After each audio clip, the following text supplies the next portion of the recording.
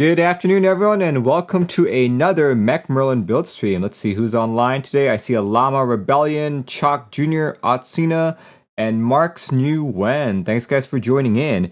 As you can see from the stream title down below, today is a customer build. We're doing the Matrix Abel X. Not sure if that's actually an X or if that's a Abel 10. Don't know for sure. Yan subscribed with Prime. Thank you so much. If you guys remember Yan was my previous customer in which I built a Volcano 660. Just returned the board to him yesterday, actually, and hopefully he is enjoying it. But yeah, let's see. Today we're gonna be drinking something a little boring. If you guys execute the drink command, I'm actually just drinking water. Just finished a run. Haven't been running for the last month and a half, actually. So it was pretty difficult for me, and I realized I felt a little dehydrated. So I figure drinking water is probably the best thing to do today.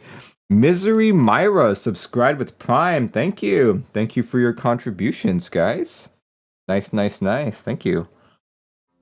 All right, so today we are building a customer's Matrix Abel X along with GMK Sharkbait, which I'll open up later. There we go. I unboxed this a few weeks ago on stream, but we will have to unbox it again just to get the PCB. There we go. Yeah, this is by far one of the most beautiful TKLs I've ever seen. Just because I like Matrix design, so I may be biased. Here. All I really need is the plate first, so I do need to take it out. There we go.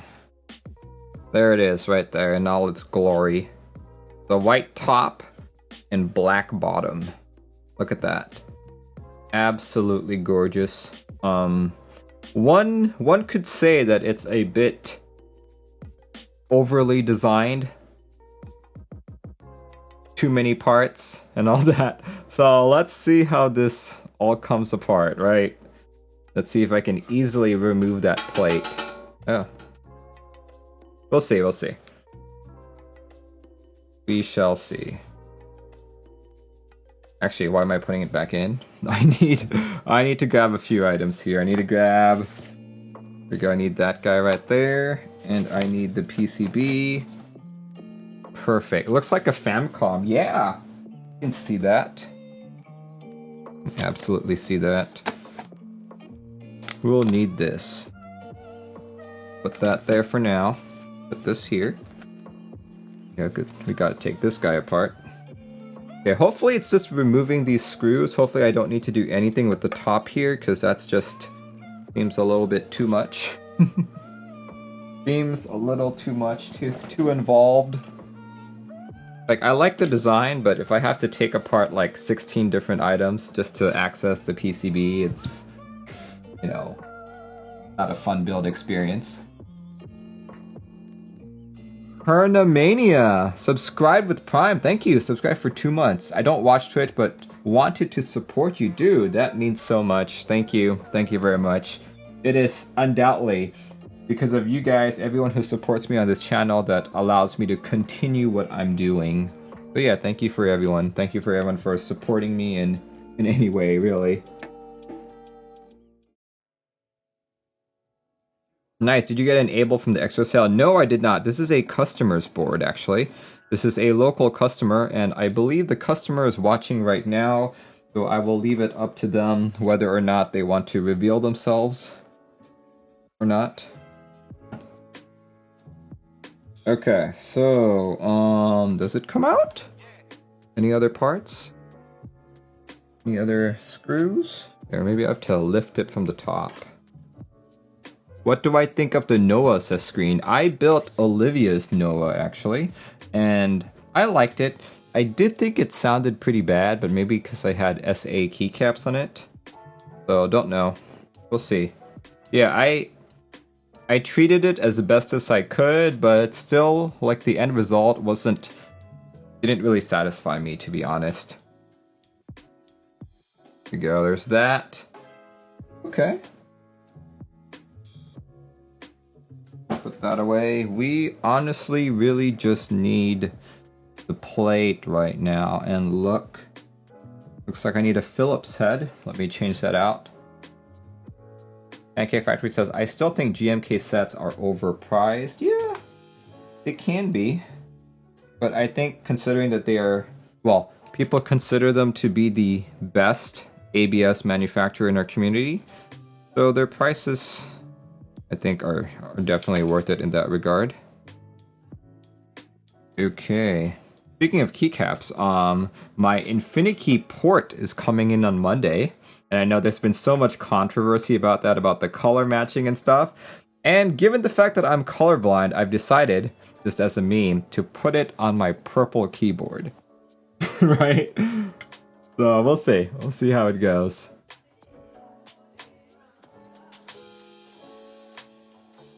Right.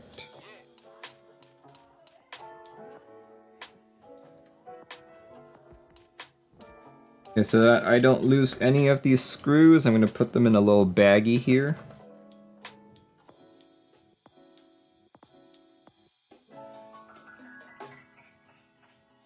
There we go. Just a nice little bag over here. Put all the screws in.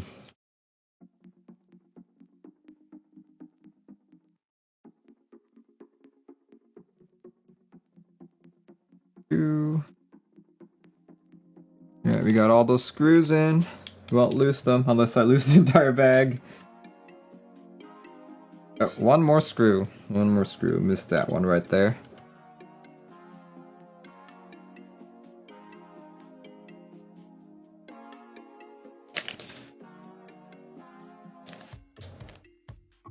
Here we go. This is the aluminum plate. Right there. Cool. Cool beans. Looks like there are some flex cuts. Yeah. That's counted as a flex cut, right? Even though it's one of the wider flex cuts that I've seen. Between the main num row and the function row, and between the navigation columns from the rest of the board. Alright, okay. I believe I've got all the parts. I've got all the parts.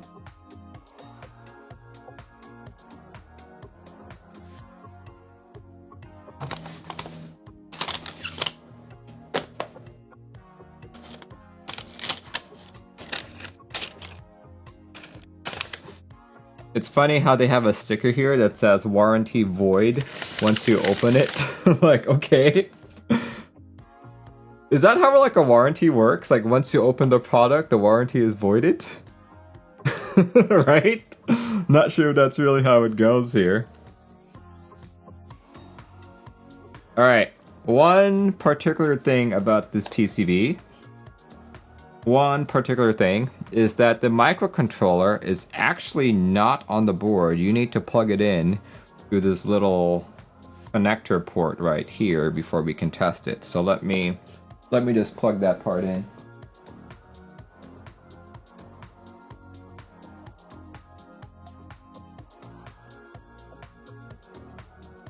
Yeah, really funny. They sent quite a few parts here. Here we go. There's this piece. I think this is for LEDs or sorts. And then there's a nice looking PCB, I know, right? Looks really good. And then, oh geez, that's so tight. Come out, come out. Yay, it's Kate, rating with a party of 62. Thank you. Thanks for sending all your people my way. Thank you very much, guys. And if you are new to this channel, surprise, surprise, I build keyboards, as you can see from the boards that are on my desk. But today I am building a Matrix Abel X for a customer. So we are just at the very beginning of the build, haven't even soldered or put switches in, or even tested the PCB. So that's what we are attempting to do right now. Test the PCB. So yeah. Okay, so this is the microcontroller.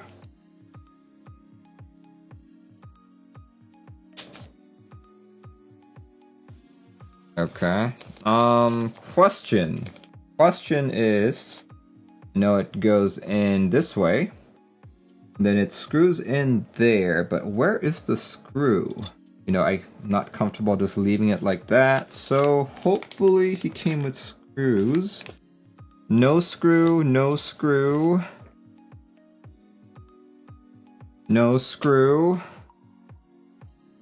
No screw. Well, great. Oh wait, there's more parts in here. Let's try. Come on, coming out. Come on out. Here we go. Screws. Now to figure out which one is which. So I would assume that it's the smaller of the screws. Leonardo de Mouse says, what keyboard am I using? I'm using the currently in group buy KBD67 Lite Round 2 in Tiffany colorway. That's what you're looking at right now. Okay, those are all the screws available. I'm assuming it's one of these. Yeah, let's try it. I don't see any other screw that would possibly fit. So let's do this. Let's check this out, guys. I have to be extremely careful because there's a switch in the way there. So if I don't do my soldering properly, there's a small chance that I could short the microcontroller. So I got to be very careful when I do the soldering, specifically on that switch. That would be the, what would that be? That would be the 1 key, I guess. The 1 key.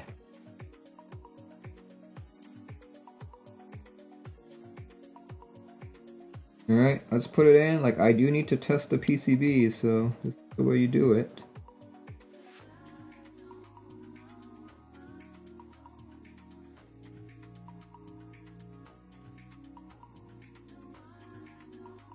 Oh wait, hold on. Looks like there is a sticker there, a little film that covers the spot.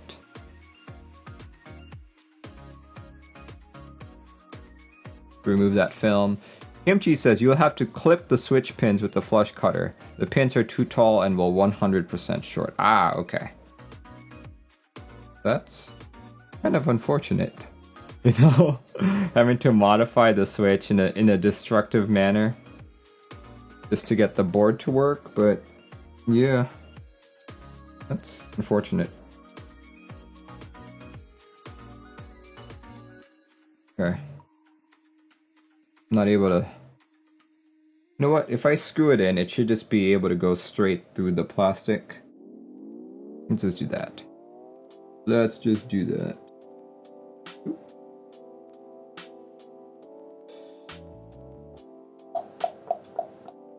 All I really need to do is test that the PCB works. Nothing too major here.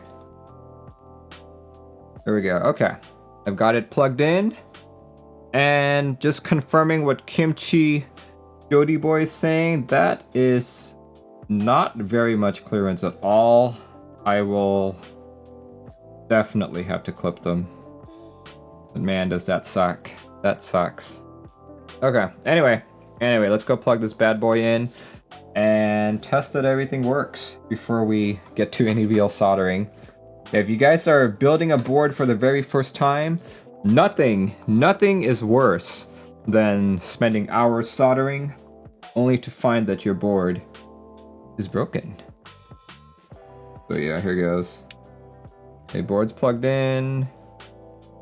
Looks like my Mac just picked it up saying, hey, it's a new keyboard, blah, blah, blah, blah, blah. Great, okay. I will test it using VIA, even though it is not a VIA supported board. It can still be tested using the VIA key tester. So let's do that. Come on, VIA key tester. Here we go. Oh, wow, look, it detected my Ploopy mouse, but what the hell is this? That is weird. That is so weird. Okay. Then this next one is my KBD67. That's fine, but that's not really what I'm interested in today. I'm interested in the key tester. key tester, test it out, all that good stuff. Screen is a little too big for me. Let me minimize it. Dragix says, recently soldered a whole board and forgot to put the plate on. That is actually more common than you would think. When I built my first board, I forgot to put stabilizers. So yeah, I can feel your pain. I can sympathize, or I guess I can empathize. Yay, looks like the board's working? Well, let's see. Check every single switch before we continue, right? And after that, we can put in stabilizers. So lately, I've been noticing that stabilizers take about, like, what, 15 to 20 minutes of my stream. So I've been pre-lubing them, pre-clipping them as needed. All that good stuff. Alright, looks like these three guys are... No, these are usually the ones that are hard to test on any key tester, so I'm gonna assume that they're fine. Honestly, I don't even know how to program matrix boards. I don't even know if this board is even compatible with QMK.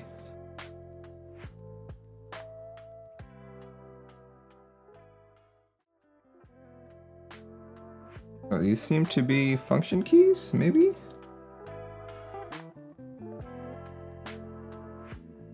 Yep, I believe that's your function key, but later.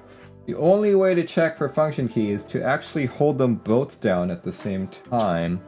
So let me do this. Let's do this. Let's do what I presume to be the function key, which is this guy. And then... I don't even know.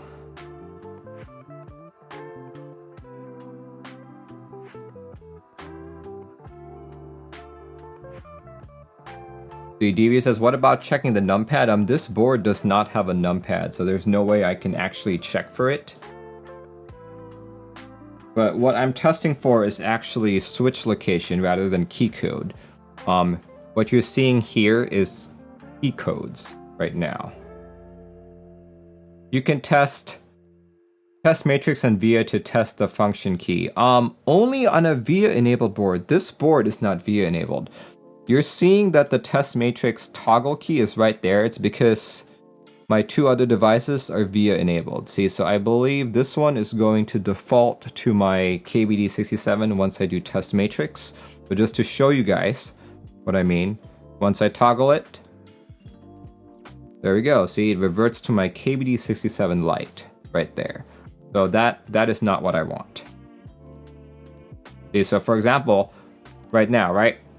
If I do it like this and I try to trigger this board right here, nothing's going to happen. Nothing's going to happen at all because it is looking at the matrix of the KBD67. Right? A board that doesn't have VIA on it is not going to trigger properly. Alright, let's see. Yeah, I think we're good. Let's see. Let's see if the customer messaged me. Yes, he did. Customer says 7U spacebar and non-stepped, please. I just like regular caps lock. Excellent. That is what I like to hear. That is my preference as well. Okay. Let me take out this microcontroller.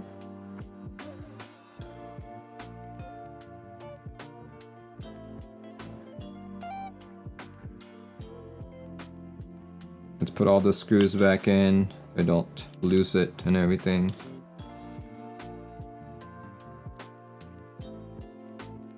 Oh, let me change my screen view. Take out VIA.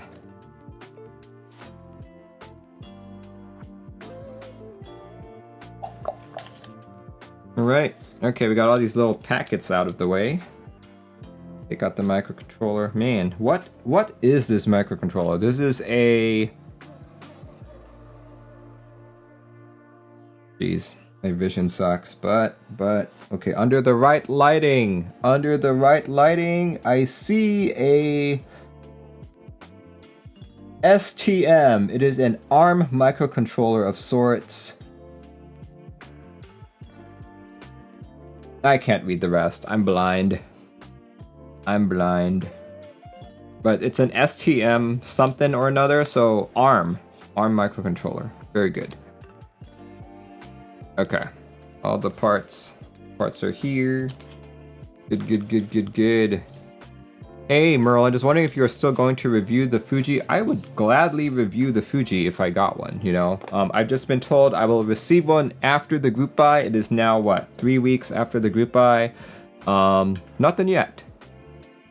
Nothing yet. Okay.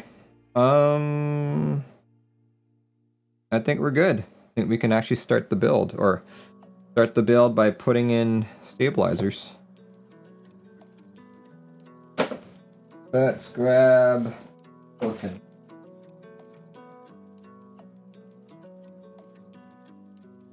That microcontroller is for the keyboard itself. The other controller is for the RGB. It's designed in such a way that you need the daughter board for the PCB to work.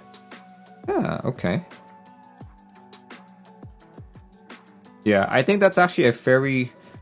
It's designed for easier replacement, right? Because if someone like messes up their microcontroller, like you get ESD damage or something, changing a daughter board is much more convenient than having to desolder your board and buy a new PCB, yada yada yada, right? So something like this is actually fairly ingenious. However, I did have a customer a few months ago in which his daughter board, his microcontroller daughter board, was busted, and he had no idea where to get one. And to this very day, I believe he still hasn't gotten one. So, you know, it's only convenient if you can get it, right? Good here. Anyway, let's put on some stabs. As I was saying earlier, I actually redid some of the stabs. The stab housings are lubed. I just have to do the wires now.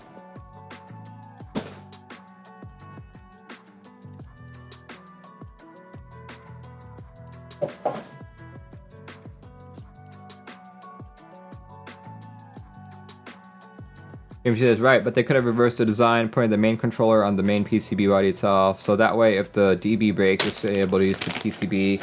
You just don't get RGB. Yeah, you know, like, coulda, woulda, shoulda, right?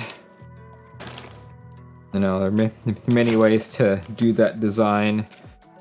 I'm sure everyone had their own reasons why they chose one over the other, right? But here, let me just shove my main keyboard away a little bit. There we go. Okay. So this customer is using Durock V2s, and he is using smoky ones, like so. Smoky ones.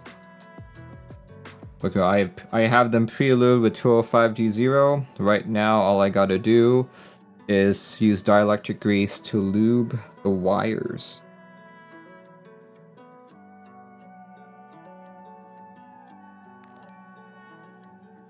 Pat S has subscribed. Thank you. Thank you very much for your support.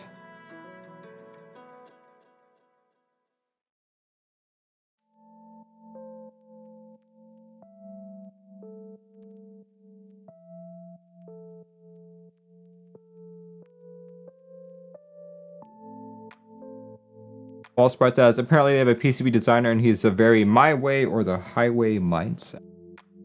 Very nice.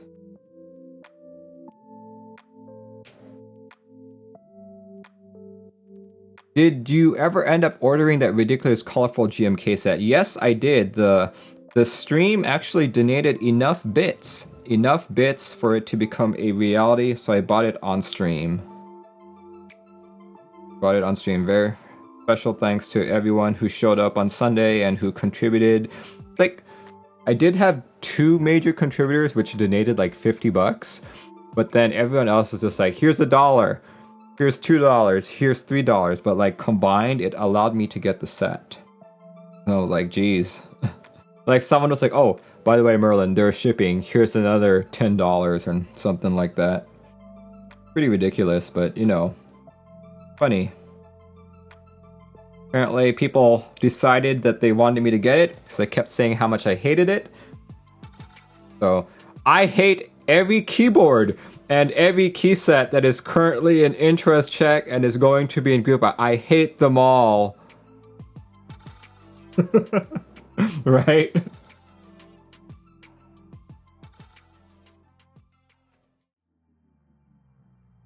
How do I know if my Durock stabs are V1 or V2?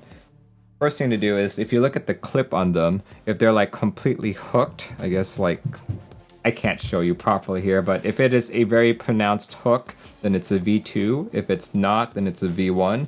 The other way to tell is how much you purchased them for. I believe a typical TKL set for V2s retail for about 25 bucks. So if you bought it for way less than that, maybe like 15 bucks or so, you might actually have picked up some V1s. Am I using the KBD67 Lite R2 as my daily driver now? Every now and then. I quite a few boards here that I rotate through. Sometimes I do my think again.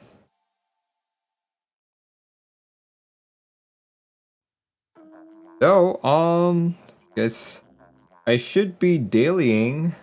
I did get a package yesterday from Alex Soto's, actually. Some of you may already know what it is. It was a board he recently demoed on stream. I haven't opened it yet just because I haven't had time. But it is the GHS Rare 75%. Well, hopefully that's how you pronounce it. RAR 75% keyboard designed by fellow Filipinos.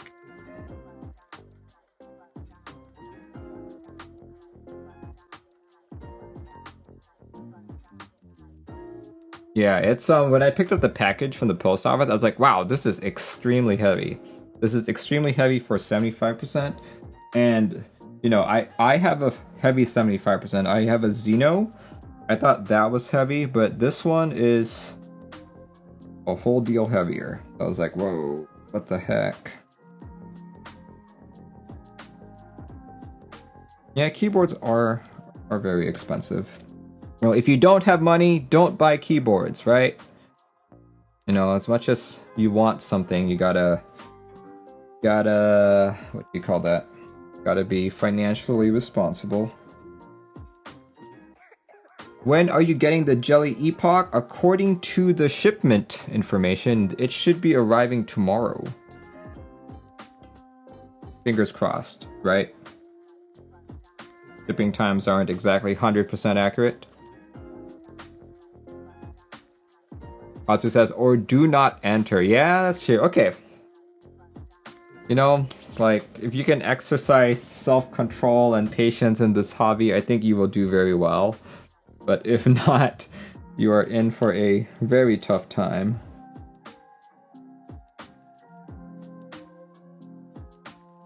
Thankfully, I'm a very patient person. Sometimes too patient.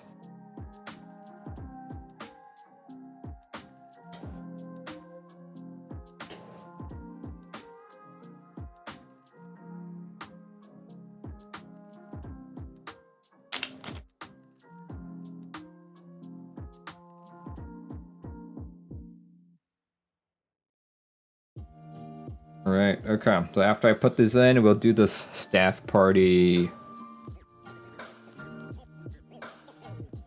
Everyone's like, what is a staff party? Well, you know, it's when I call everyone on staff with MacMerlin.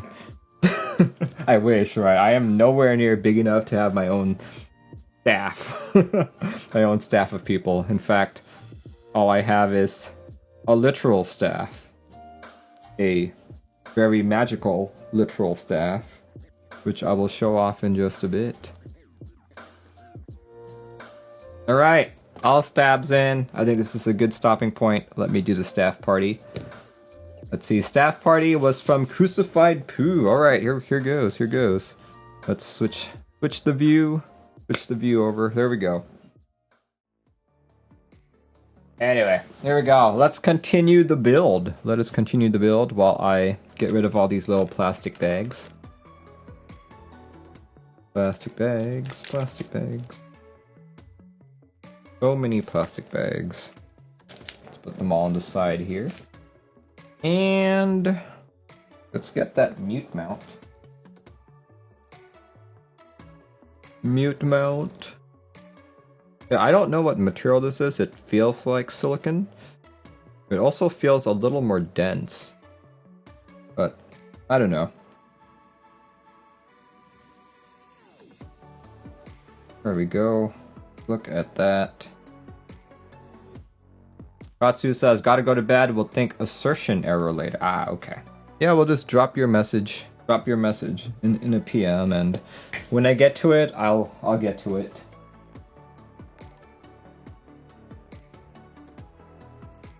All right.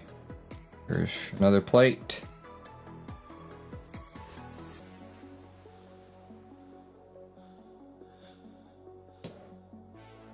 There we go. Okay.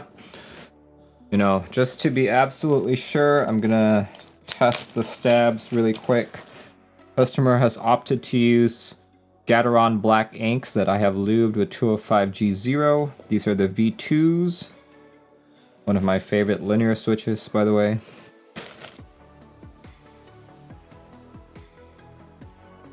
So yeah, let's just test this out. Make sure everything works properly. And also for me to test the plate. Because typically aluminum plates are easy to work with. They don't hurt when you insert switches or anything, but you never know until you try. And it is definitely tight. What? Wow, that is... Whew! Why is that so tight? Is it because of the silicon?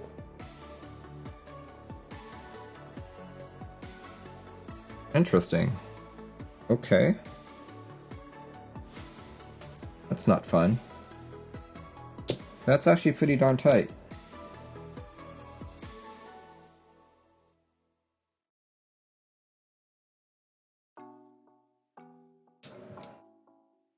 It's the plate itself that's tight. That's what's causing it. Interesting. Okay. That's gonna be a fun build. Not. Okay, let's... Maybe that was a... Maybe that was just an outlier. Let's try the enter key. Is that gonna be tight? Nope, not tight. Backspace was just an outlier. Let's try the shift key. That looks like it's gonna be tight. Yep, it's tight. It's tight. Okay.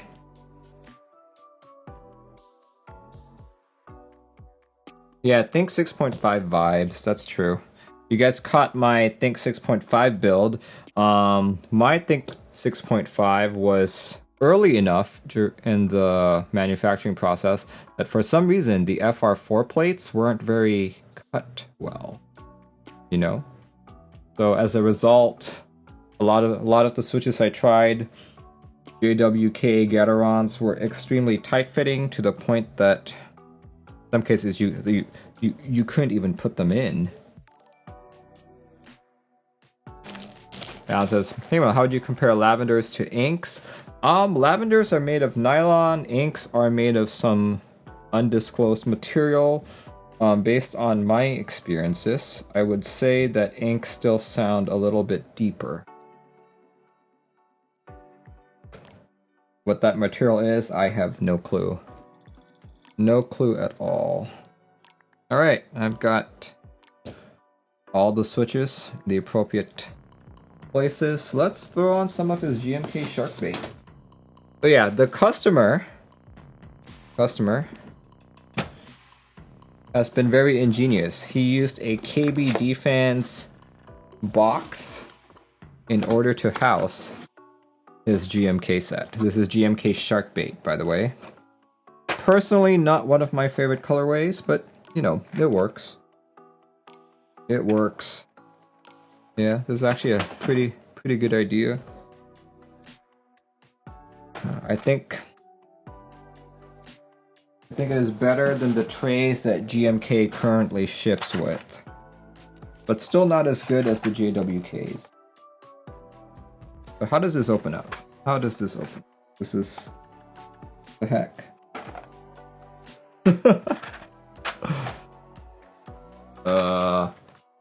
What?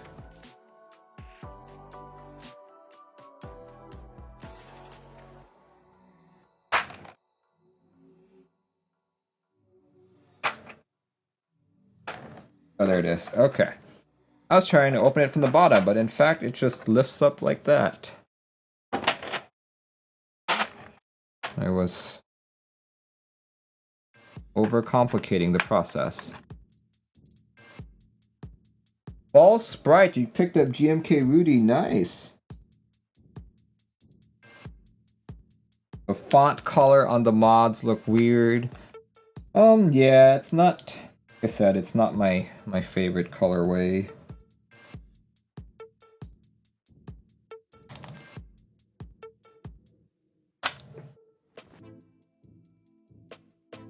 Does it look good?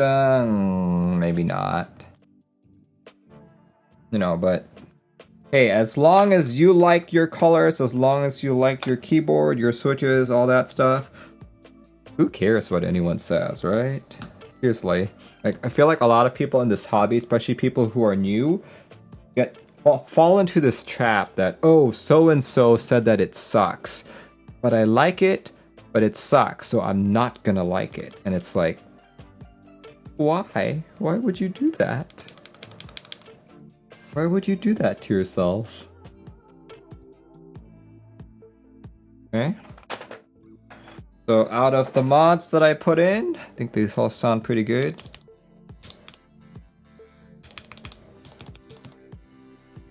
Ooh, sounding pretty darn good there. Okay. Since this is a 7U, 7U, that looks like a 7U. 7U. Come on, open up.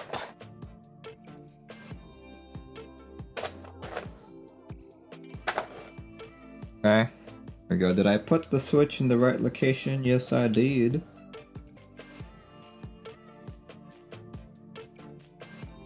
Whew.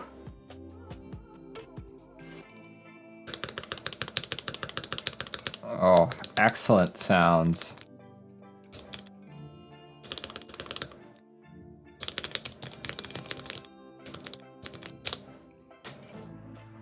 I love it. Sounding good. Sounding very good. All right.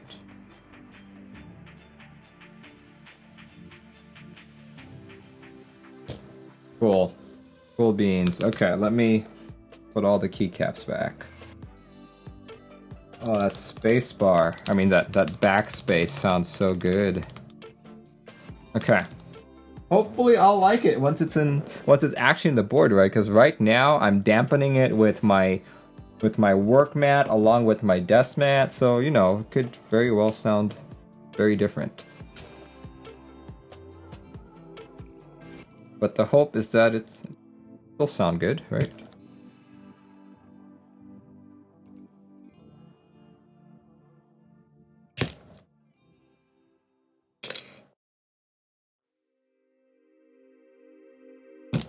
Whew. So usually with space bars, I just use my 2 thumbs.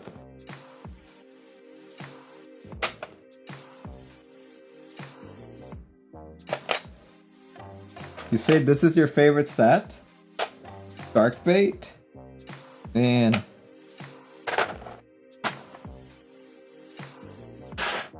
Okay. Let's see. How shall I proceed with this? Am I going to worry that the plate is too stiff to put in? Shall I keep it like this?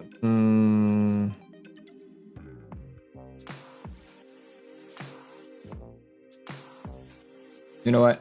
I'm I'm gonna put all the keys in first, or at least one row first, just to continue.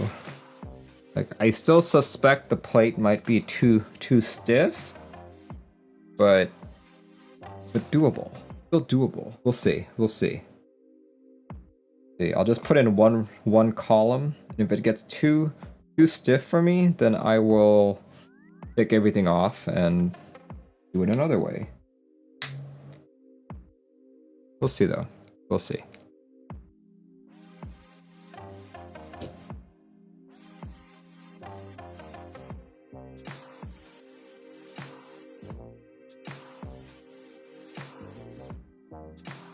Paul Sprite says, well, it is my set, so I am biased. Yeah, for sure. Of course, you can be biased. Okay, looks like it's not as tight as I thought it would be. Maybe because it was just the first switch that I put in, so maybe the plate wasn't properly aligned, all that stuff, but you know, right now it doesn't seem like it's a bad thing. It's actually clipping in very nicely. The biggest concern now is making sure that these legs are straight. Am I excited about getting the Handerbait SA set? I feel like I'm not excited about getting the set to put on my keyboard, but I am excited to get it to show it to you guys, right? Like I'm not excited about the set. I'm just excited about getting it to show people.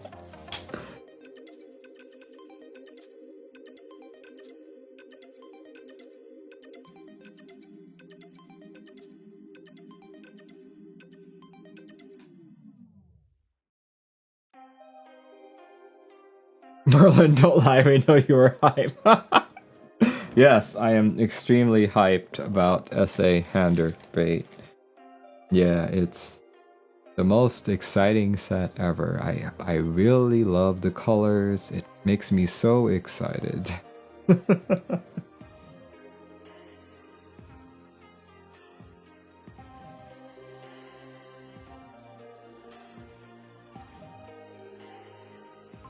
The question though is like, I guess if it's on drop, it will hit MOQ because drop tends to buy extras or tends to help it out a bit, right?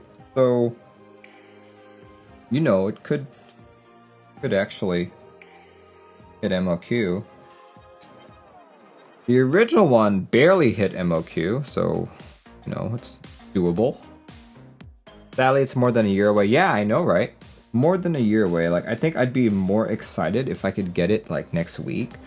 But, like, right now, what? Drop is doing the GMK Belafonte and what's GMK Hennessy. Those are the two that are quote-unquote in stock. And, of course, GMK Godspeed Columbia colorway.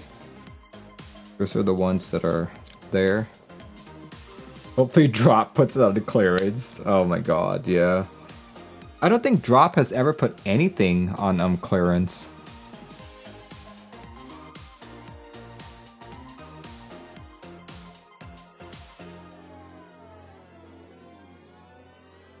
Long live Bits for Bait. Thank you, clone. No, I guess you know, I guess when GMK Handerbait comes out, we could do another one. Well, GMK Handerbait round 2, because round 1 was successful. In fact, if you guys watch my newest Seattle meetup video, by newest I mean the one from like 2019, you'll see Krellbit walking around. He's wearing a shirt that says, "Please buy, please consider GMK Handerbait." He did not even register as a vendor. He just came to like help out and, you know, help out with the raffle and stuff like that. And he just walked around with a shirt that said, "Please join GMK Handerbait." But yeah, if you watch my video of that with the 2019 summer Seattle meetup, I will. You should see Krellbit. If you guys don't know who Krellbit is, he is the owner and proprietor of SwitchMod. Not powder. I don't usually buy GMK sets, but I joined the group buy for these GMK white and black shine throughs, and I already have stopped thinking about them so long till shipping. I know, right? Fall Sprite, 22 bits for another bait set. Wow. Shark bait. Hander shark bait. Okay. I feel like this is a board that, because everything is really tight fitting, but not tight enough that that's hard to put in, I can literally populate the whole thing with switches and then solder, rather than doing my row and column thing that I usually do. So yeah, I feel confident doing it this way.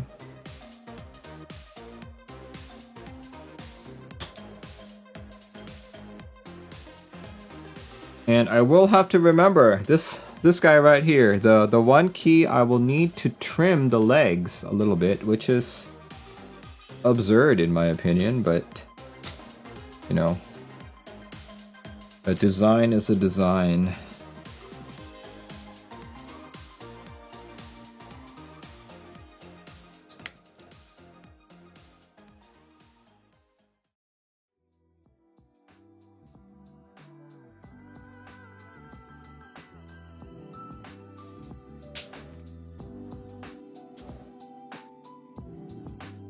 False price. I have no idea if they have hot swap. From what I understand, I'm one of probably a handful of people in North America that have this model. I think that is a fair assessment. You traded someone from China. Nice. Okay. What did you trade him? Out of curiosity. What did you send over? What profile would you consider? I would probably consider, like, if we're thinking about signature plastics, either DSA or DSS.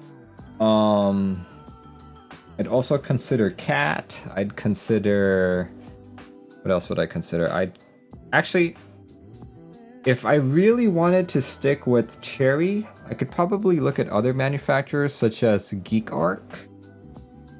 GeekArc could probably do it. GeekArc, maybe EPBT, maybe? Who knows? Like, honestly, I am very much a Cherry person. Very much a Cherry person, so it's not like I'm... Like, to like any other profile for me, it would take a little bit of effort.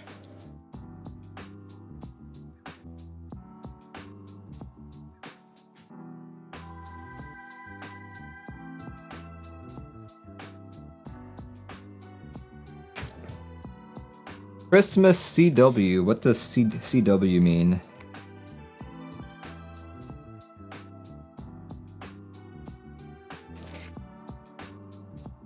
I only know CW as the network in which you watch The Flash or the Green Arrow. Merlin, can you tell us one of the boards you're getting rid of in your fire sale? That is a comment that I made, like, hey, maybe I should have a fire sale this summer. I don't have anything for sure about it, right? Yeah. So it could really be anything. Christmas content warning. Ah, okay. That's what it means.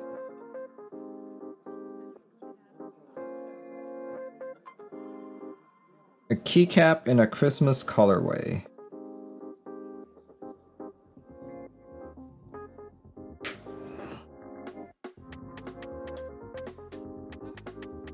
Okay,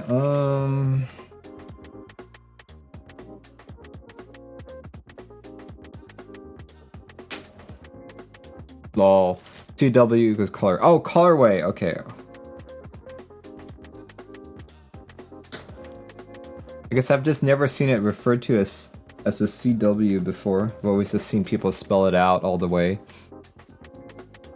All the way.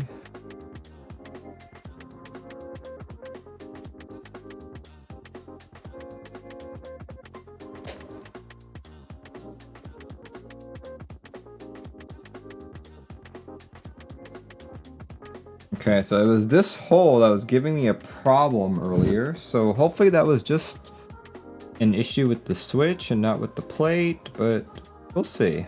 Let me get this as straight as I can. plug it in, and please, please, please go in. Please go in. Don't give me problems. It gives me problems. It's probably the plate. Shoots. False process. I started in the artisan community, and now I'm in one too. We have a thriving artisan community here in Seattle, actually. Well, here in the Pacific Northwest.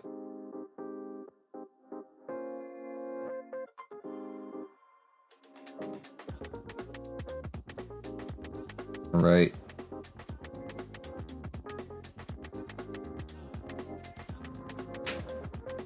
Okay, now here is the problematic switch. This is the one which you have to trim. So what I'm gonna do is I'm gonna put it in first. If I can hold on to it, I keep dropping switches. I'm gonna take this, then I'm gonna take my flush cutter and ever so slightly trim it, and then take the microcontroller and plug it in. We'll see what happens. Okay. See.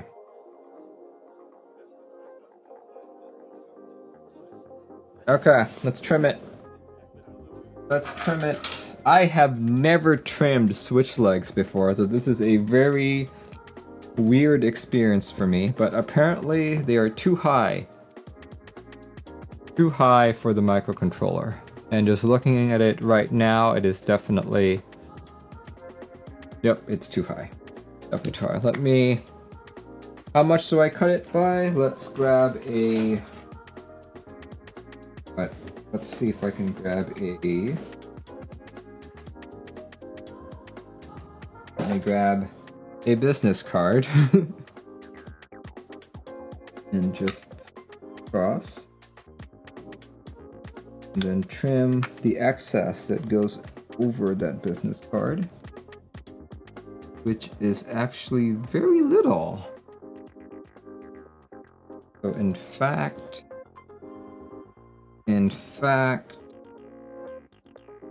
here, let's try this.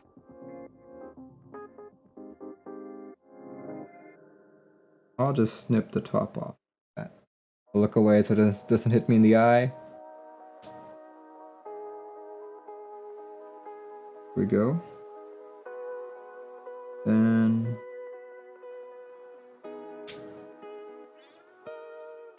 definitely not my finest job, but yeah, I think that could be trimmed a tiny bit more.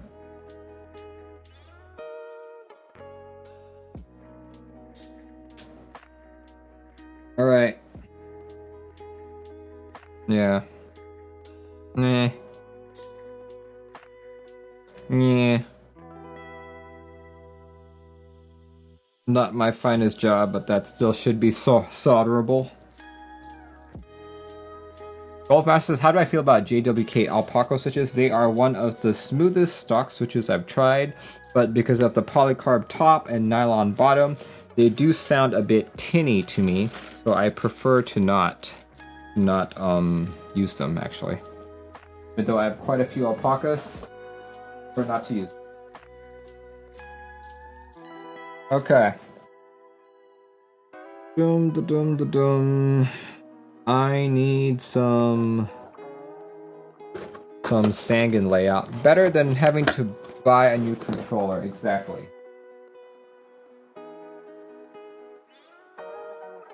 There we go.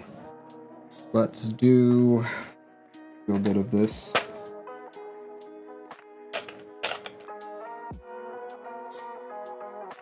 Pretty keycaps. Keycaps. Yeah, that is all the keys that I need to make this doable.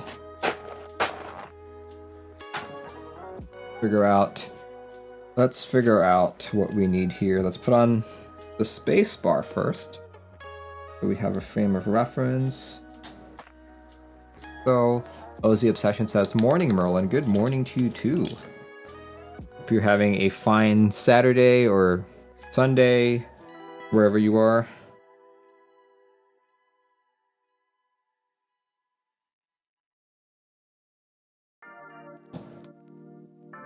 Oh.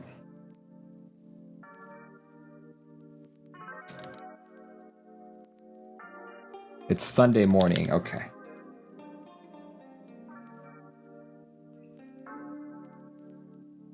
It was all a big mistake. Never meant to miss the date. I was caught up with my friends. I forgot that we had plans. So the roses on the floor and found the champagne by the door. All my favorite things, they were there except for you. You were gone. There we go. There. Got the switches in the correct location. Great. Always like the hardest part, I think. Golfmaster, what do you use to lube stab wires? I use dielectric grease. Specifically Permatex branded. Why did I go for dielectric? In practicality sense, I used it to grease my spark plugs in one of my older vehicles, and I just had it. But you know, I've tried Super Lube, and I've noticed that Super Lube is quite a bit thicker. Quite a bit thicker. It was harder for me to apply it evenly. Right? So I just kind of stuck with whatever I had. Do you prefer soldered boards over hot swap? I do, actually. I do. But hot swap has its place. Like, I believe every enthusiast needs to have at least one hot swap board in the layout that they most like. Reason being is there are so many new switches every week, sometimes every day. But if you were to, that's not a good one. Like, if you had to wait to get a board for every switch, you would miss out big time.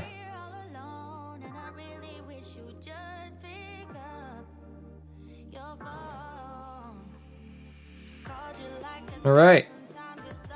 Looks like we are ready to solder, finally. Let's just make sure everything seems flush. Everything does seem flush. Right. Bad stabs instantly make your board pointless. I agree. Absolutely agree. But it's actually quite unfortunate that many OEM boards, like stuff that you can buy on Amazon, come with either bad stabs, badly lubed stabs, or a combination of both. You know?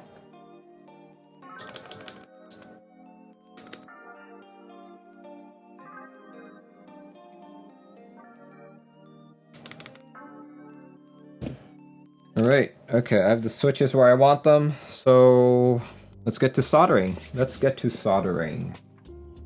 me clear up some space here.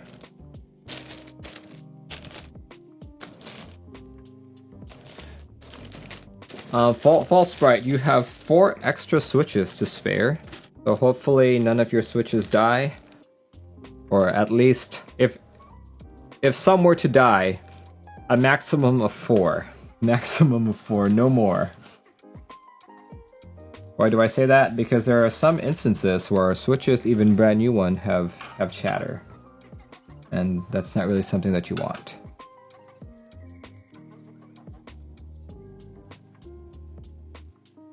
Turn on the soldering iron. Okay. I realize I haven't really drank any of my water.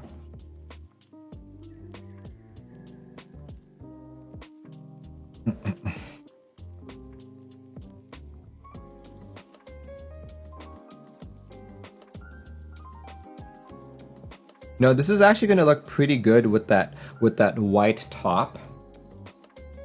But yeah, looking forward to how the finished product looks right here.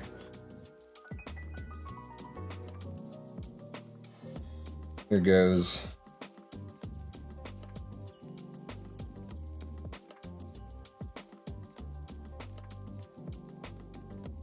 Okay.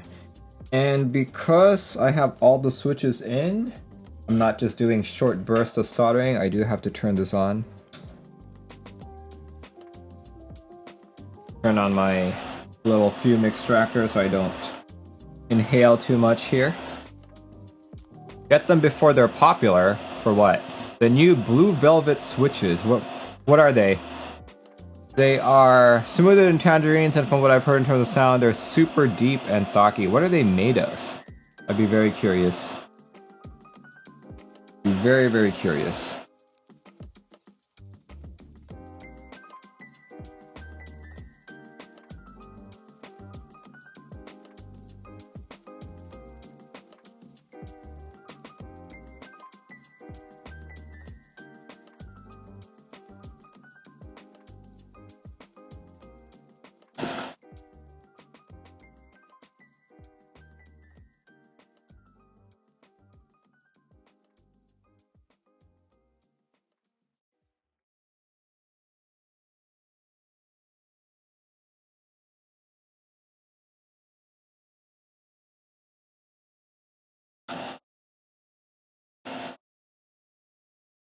$68G, that's a good weighting, I agree.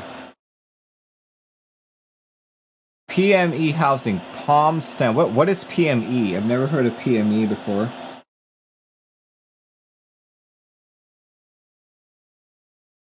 But yeah, the fact that it is a different material has me interested already.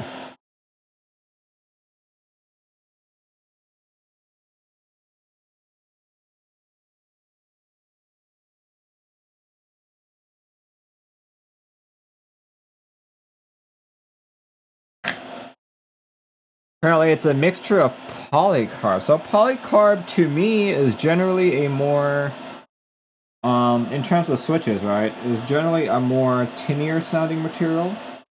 But of course not as tinny as UHMWP, which is what tangerines are made of. So it's understandable that it would be thockier. But I would have a hard time believing that it would be thockier than even lavender switches. Right?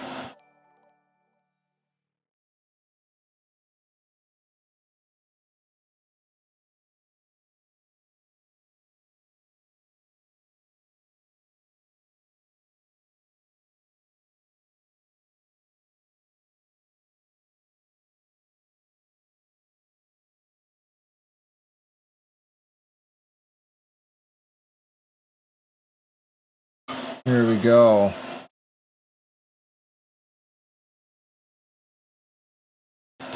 Are you doing holy mods? So, in my opinion, holy mods are done only when you have stabs that absolutely suck. Or you know, or you just can't seem to lube it properly. Both of those things, in my opinion, it's definitely a more, what do you call it? It's, if you do a holy mob, you will definitely eliminate all of the stab rattle and stuff. But it's like an overkill job. It's an overkill job. Personally, I think. Okay, number one, as I said, it's two things. If you have bad stabs, like either bad quality or they're warped, right? If you have bad stabs, why are you using them on your board? Right? Why are you using them if they're bad? Like, okay, maybe it's a financial aspect, right? Then, but still, I would save up more just to buy new stabs. Number two, you can't lube well, right? You can't live like you can't lube well. That's something that takes practice. Like, admittedly, putting on the holy mod, like the holy mod, you tend to doesn't take much practice. It's like you just do it once and you're good. And doing an actual lube job takes practice a lot of the time. So for someone like me who literally builds a board almost every week, I do have the experience to lube properly, and I always encourage customers to use Durock V2s. If they are warped in any way, I tend to send them back. And I also personally use Durock V2s. So a holy mod for me, it would still work, but I just don't think it's something that would benefit me.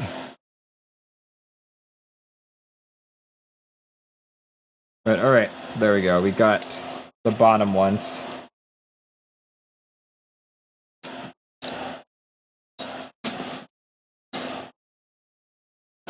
Okay.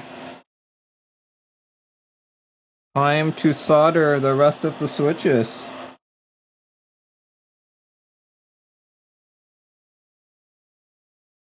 Yeah, like honestly, if you don't want to spend the time to learn how to properly lube, or if you don't know what to look for in a good stab, then Holy Mod solves a lot of your problems. Right? Let's see if I can think of a good metaphor the next couple minutes here.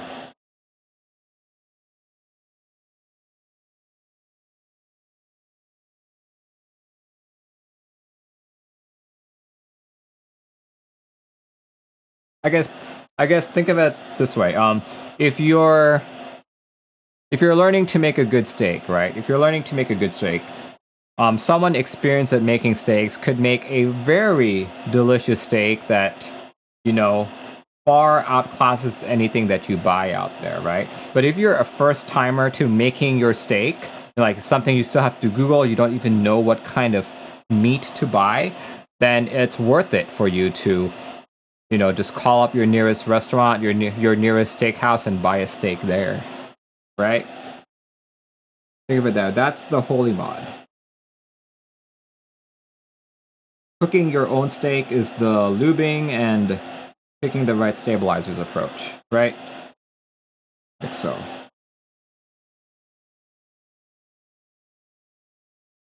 But then, of course, there are those group of people who can't lube well, who can't pick good stabs to begin with, but would still rather make their own steak, so to say, right?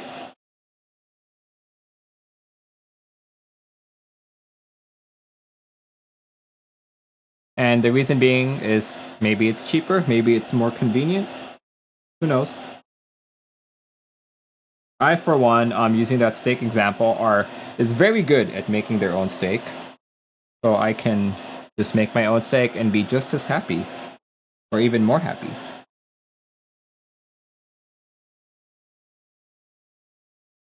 The best thing for Saz to get some of the new BDZ lube. You mean the DBZ lube? I feel like a lot of people have called it like the Dragon Ball Z lube. And paint the end of the wire and use 205G0 on the housing. It's foolproof. Yeah, I've actually seen that said a lot. Seems to work very well.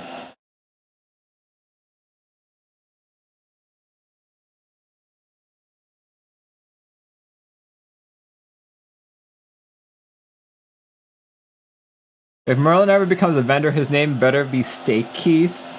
Steak Keys? Wow. I don't know. There's so much effort that goes into being a vendor, right? That it's a lot of work. Like I really admire. I have great respect for vendors who can do that. Like I've seen so many vendors who have given up their actual full-time gig in order to do keyboards, and they've been very successful. So it's absolutely doable, right? I don't know. I just don't think I could ever be like that. Like, granted, if I became a vendor, I'd probably make more money than being a streamer.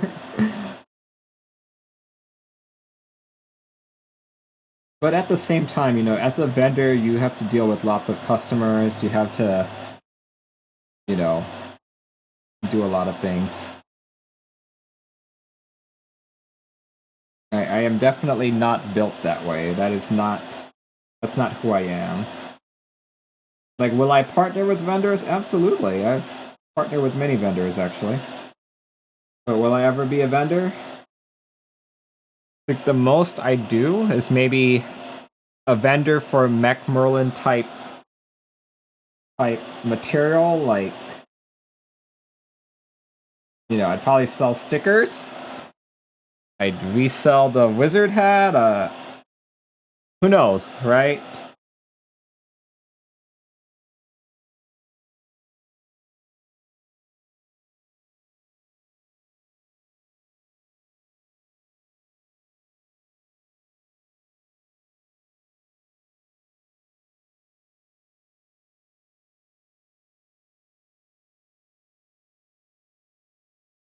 Like the most vendoring I do is I do build services, as you guys can see.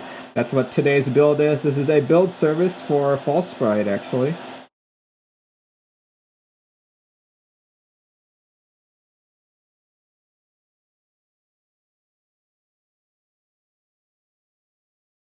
Merlin hat dropshipper, I know, right?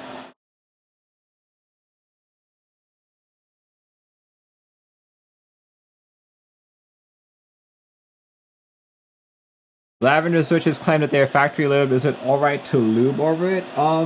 It really depends how nitpicky you are. I personally just lube over it. One of the biggest critiques about factory lube is that it's not done properly. Like, if you don't want to buy your own lube, what you could essentially do is open up your switches and take a brush and just spread out the lube evenly. Like, spread out that factory lube. Just by doing that, you'll get a better experience. Right? But for me, honestly, I just put lube over it. Doesn't really matter all that much. In my opinion. Of course, there are people who are who have more sensitive fingers.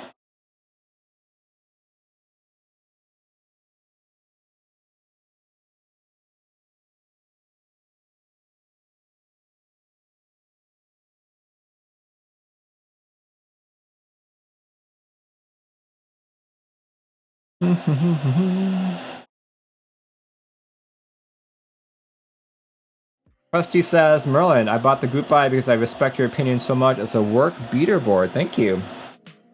Thank you for respecting my opinion. That means a lot.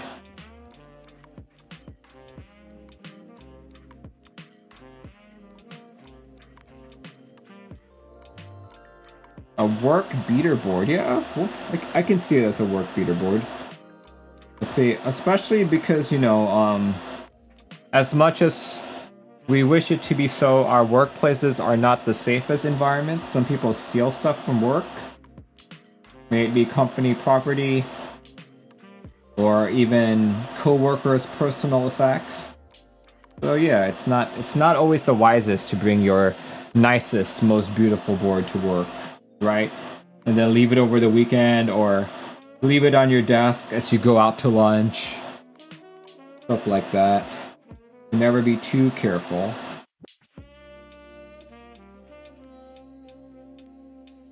Like, for example, I work well, at least my team is very Apple centric, so almost all of us have like Apple devices because that's what we develop our product on. That is what we use as our workstation, all that good stuff. You would think like everyone has Apple devices, so why would anyone steal an Apple device? It happens. It happens. Like, there have been MacBooks stolen, there have been iPads stolen, there have been iPhones stolen. Just it's crazy. I'm just like, what the hell?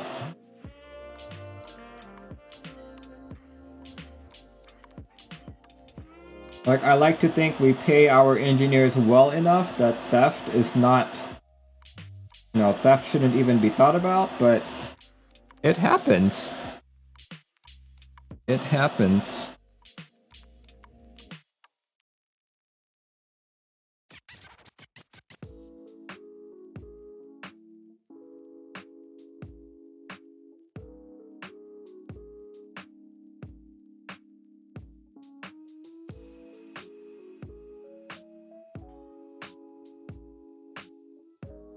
My work beater board is a keyboard bell. Oh, yes. I remember that board. Perpetual says they do it for the thrill. Those kleptomaniacs.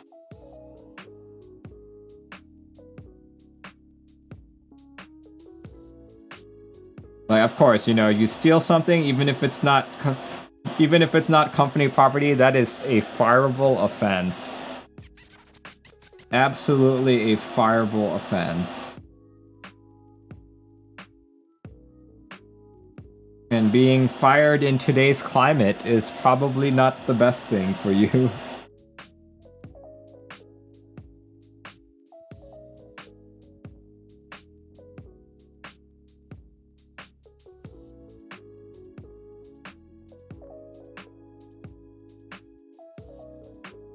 The Krusty says, I'm really impressed with the KD67 offers for the money. I'm thinking of using Boba U4Ts. Very nice.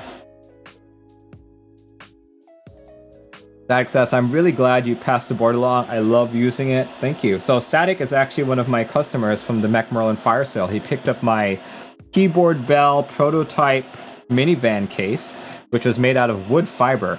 So before I pass it on to you, my grand plans for that board was to take some wood filler and fill up that hole beside the USB-C port, the one that I talked to you about, and then sand it a bit more and then stain it. Stain it with some, you know, make the wood a little darker. But as you can see, I never got around to it, you know? I have all these projects, but I don't have all this time, right? Honestly, I feel like even if I didn't have customer builds, even if I didn't have any customer builds or any vendors sending me stuff, I could probably, like, with one build a week, I could probably still go 3 months of just doing my own stuff. My own stuff, like unfinished builds, unstarted builds, kits that I bought but never got around to assembling, desolder jobs of vintage boards, yada yada yada. The Static says, I actually have all the stuff to patch it and sand it and stain it. Gonna do the summer in the job. Ooh, very nice. Hey, make sure you post pictures of that when you're done. I'd love to see it in all its glory. All its finished glory.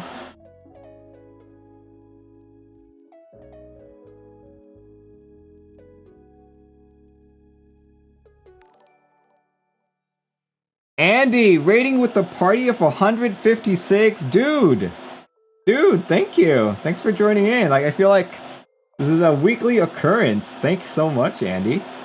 But yeah, thanks for sending all your people my way. And for all of you first timers to this stream, I build keyboards, as you can see. Right now, I am almost done soldering a customer's Matrix Abel X. I have pretty much one more row to go, and we should be able to assemble the board. But yeah, welcome to the channel. I do keyboard builds, both hardware and software, and on Sunday nights, I do my weekly group buy stream. So yeah, thanks guys for joining in. Andy says, alright Merlin, I'm a dip. I spent too much time here. Have a good stream. Thanks, man. Let's see. Misery Myra says, what? You don't finish building your boards before you buy more? Yeah, okay, so here's the thing. In this hobby, group buys take so long, right? So you could buy a board that delivers like in 1 year, right? But sometime in the middle of that year, someone says, hey, group buy board available in 2 weeks, or in stock board. So of course you're like, hey, let's buy that. So you buy that and you build it, right? And you use the switches that you had planned for the original group buy board on this new board. Then you're like, okay, well, I'll just buy new switches when that board comes around. And then, you know, like this cycle repeats itself, right? So you end up just having boards that you forget about but get delivered, and you're like, oh yeah, I was part of that build. Oh yeah, that's what happened to me. Not intentional, just happens. It just happens.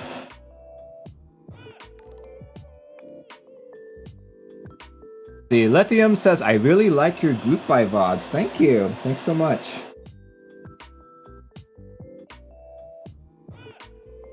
Yeah, I figure I personally have a hard time keeping track of everything going along in the community, and you know, I figured other people have the same problem, so why not, in a sense, work together and figure out what's happening, right?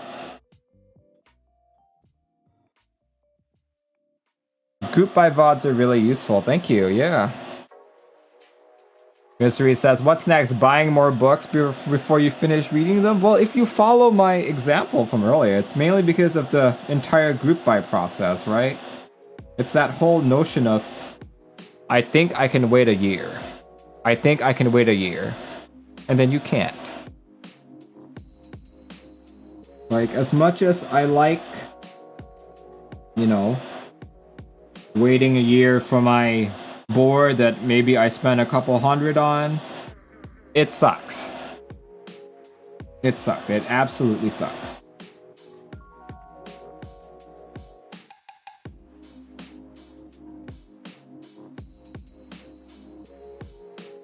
Alright, out of curiosity, on the audience list right now, all you, how many of you are watching right now? 250? What is the longest that you guys are willing to wait for a group buy? What is like the absolute maximum time you would wait? Out of curiosity. I just want to gauge people's tolerance levels for a group buy.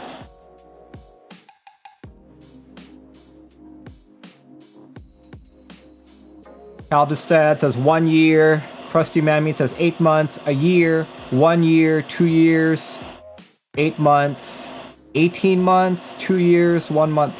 2 years, Troubled Trombone, you'd wait 2 years? Oh my word. Henka says 2 years as well. Perpetual says 4 months. 2 weeks says Vooted 1. ODW says 3 months. Alright, yeah. Okay, so just from what I'm seeing right now, the consensus is anywhere between 3 months and a year. I see a couple 8-monthers as well. Absolutely understandable. Like what? I think group buys for GMK sets right now are a little over the 10-month mark. If I'm calculating this correctly, so yeah, it's bad. How the customers want it is not how it is in reality. So it sucks. It sucks. It is a bad situation.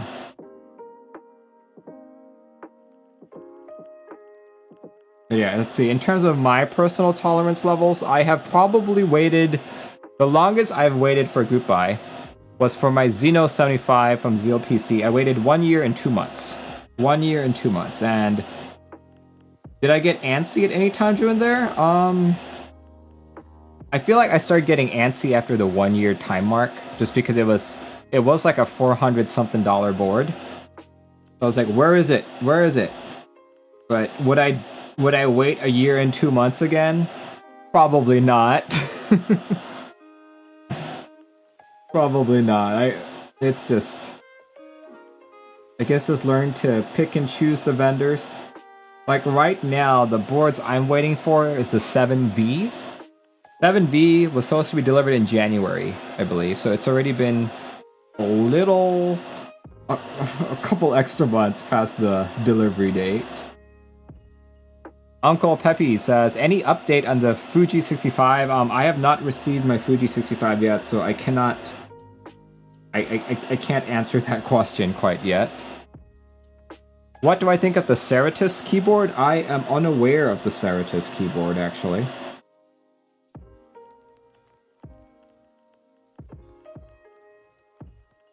The Trouble Trombone is waiting for a Satisfaction 75. It's not bad as long as you get updated, but I have bought things and had next to 0 updates until it's ready to ship. Yeah, it takes... I don't know, yeah, like updates, being updated regularly is good and all, but still at the same time, having your money tied up for so long, it's not good. It's like while I understand why it is that way, and that I'm relatively accepting of it, it doesn't mean I have to like it, right? Yeah.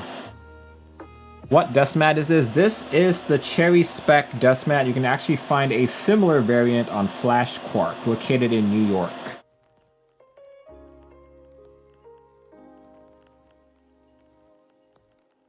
May I copy a link to show my... No, you cannot, because you're not a mod. But if you whisper me the link, I can take a look at it.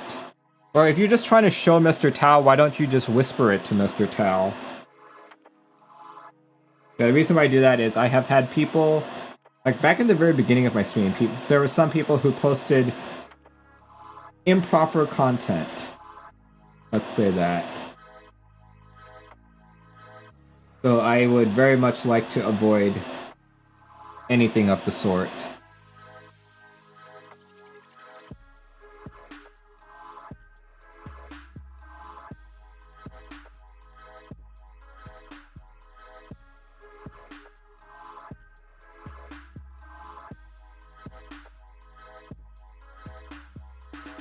Alright, I pretty much have every switch soldered except for that tricky one where the microcontroller goes.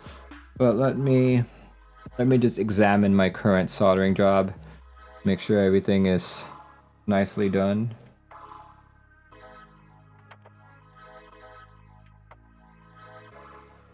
Yep. Looks good. Very good.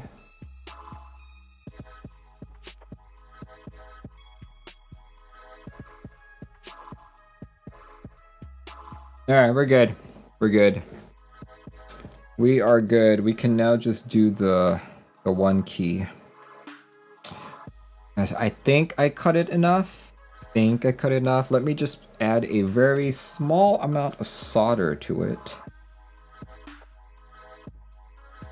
And then we can clean up the board a little bit. Off as much excess solder on my iron here. Then we'll...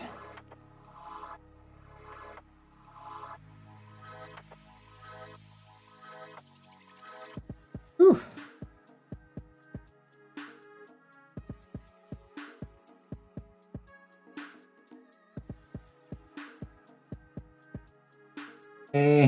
Okay, that should be fine. That should be fine, okay. Now let me just examine it again. Hopefully it's...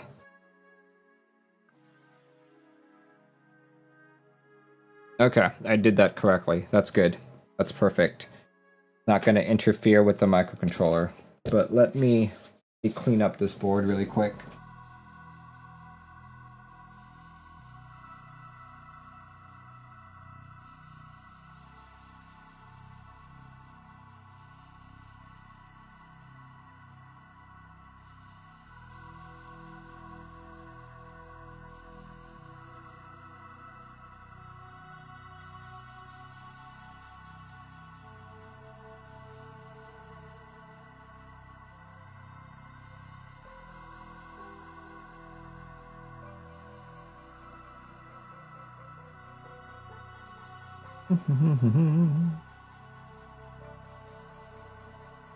So I actually did a pretty good job keeping the flux to a minimum, but I'm just doing this to, you know, just as a fit and finish kind of deal.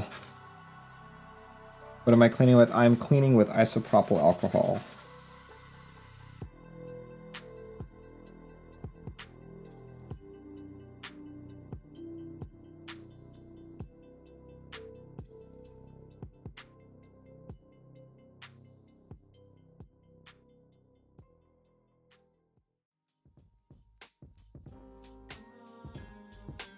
Still using a KB67 Lite? Yeah.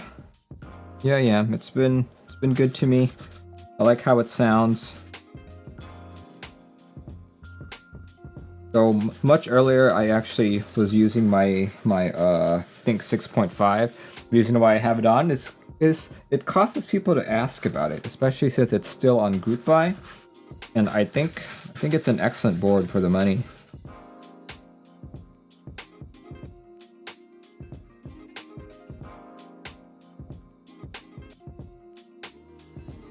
All right, and that looks good.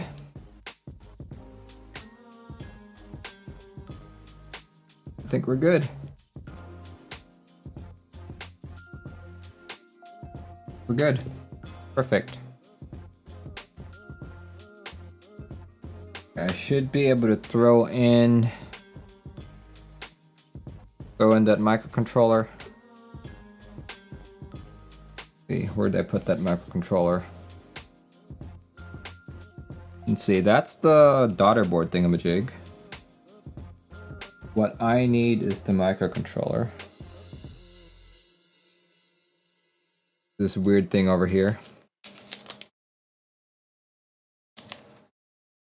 Anyone going to check out the Salvation? Yeah, a lot of people were actually asking me about this earlier. I mentioned that if you had to choose between the Fiel and the Salvation, both are technically tree mount, but I believed I believe that the Fiel, that the Salvation will be a better typing experience than the Fiel. So if that's what you're after, if you're after that a softer typing experience, Salvation would be the better buy.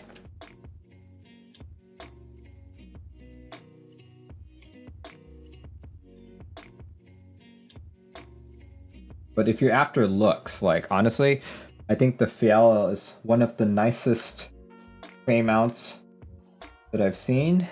Then go for the Fiel. But no, I've mentioned it before. I try my best not to spend more than $200 on a tray mount.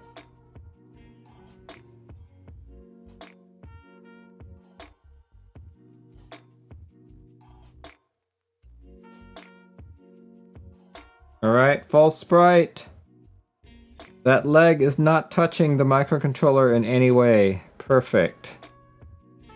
Good stuff. Okay, let's check that I built this correctly, right? Let's go plug it in. Plug it back in. Type. Let's do...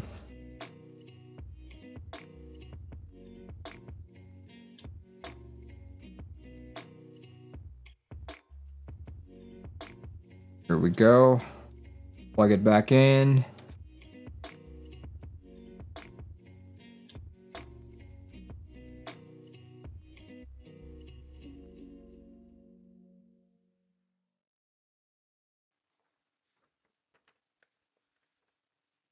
Okay.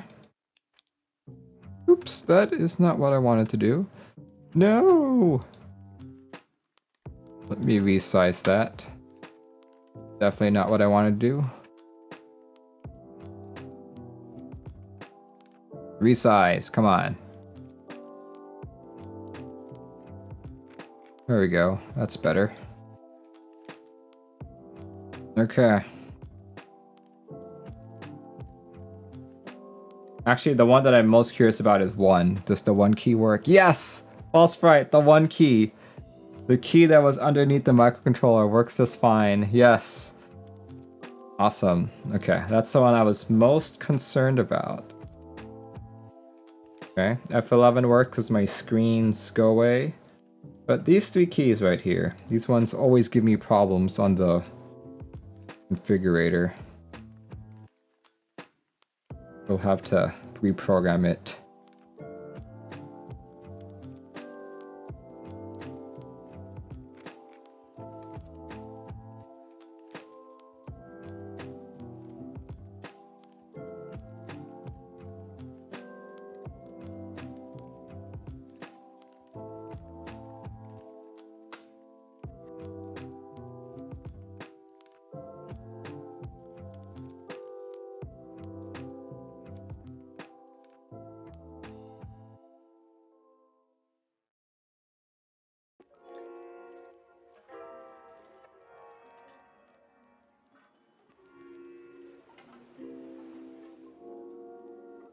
All right. Okay. I think we're good. We're good. I just have to install that other daughter board here. Yeah. Here we go. Your board works. Hooray.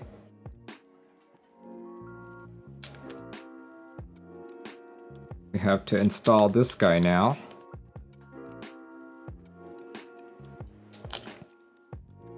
Yeah, so this guy right here, F11 is actually did register. It just doesn't show on VIA here. But look, this board right here has, I believe it goes, I don't know. These 4 LEDs are supposed to light up. Let me, guys.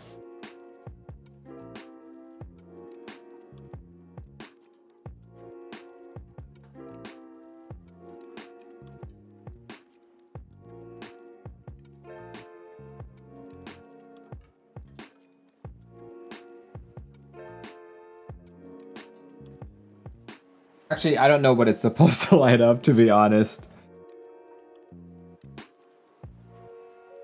But it connects there.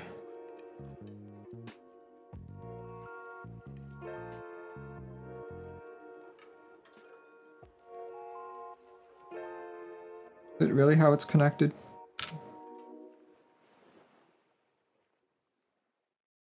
It's like that instead. Like so. But how it's connected. Lights up the green badge. Oh yes. Right. Now I see it. See that? Look at that. That's where the badge goes, so it makes sense that it sticks over there. Perfect. Is this a custom mouse? Yes, it is. This is a QMK powered mouse by Ploopy. So here, let me... Here, if you guys want to check out this QMK powered mouse, click that link. Click that link. Right. Okay, let's screw this in. Screw it in.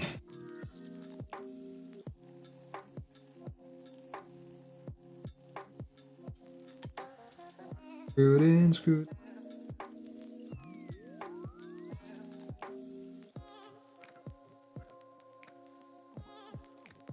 Yeah, it's even VIA powered. Like when I plugged it in earlier with VIA, it all lit up and everything. I was pleasantly surprised.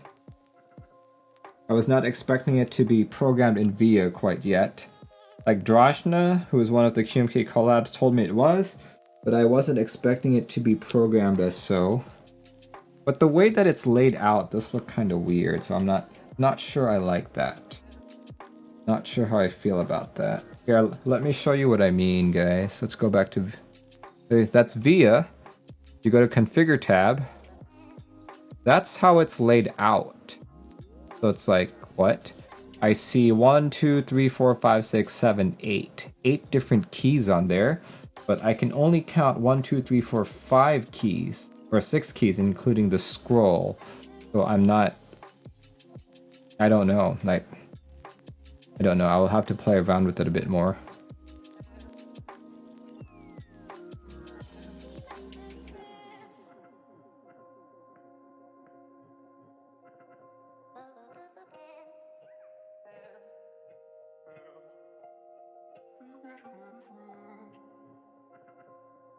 Okay. We have it screwed in.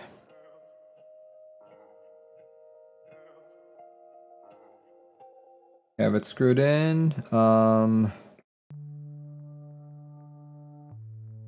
Yeah. See how things go here.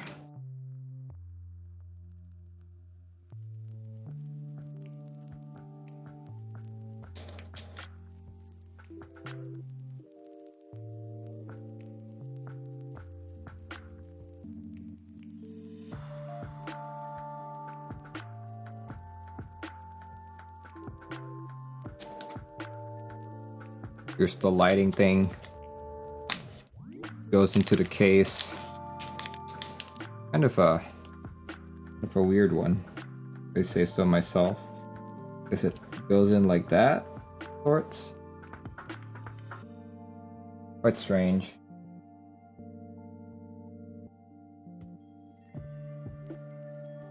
Here, look, it goes in over here. Like, I wish I knew which way it went. Like, I'm guessing it's... Guessing it's this way? Don't know. I'm guessing it's like that? Don't know. Don't know at all. But regardless, I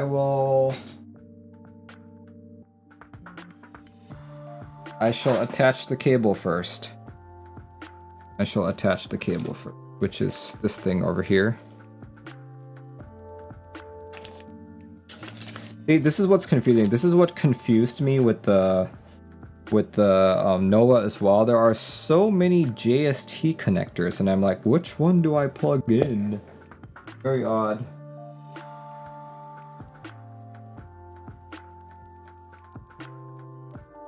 Yeah, so I'm just assuming that it's this connector that you plug in. The X goes on the outside. Okay, yeah, that's the way I have it.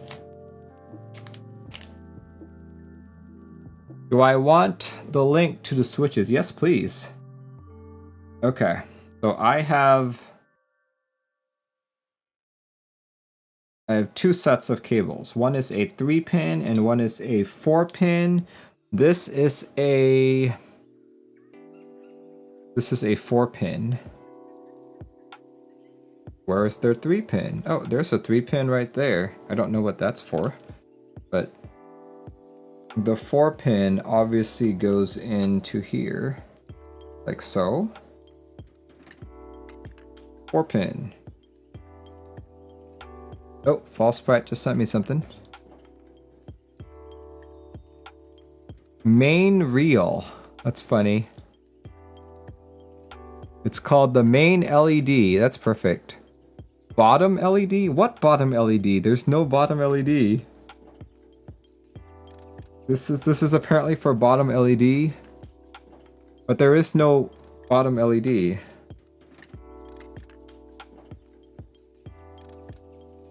So here, let's just plug this in.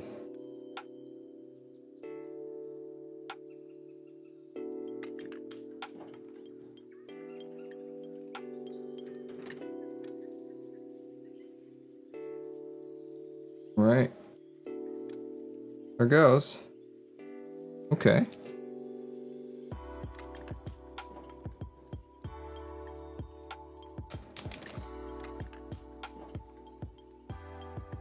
All right, we will.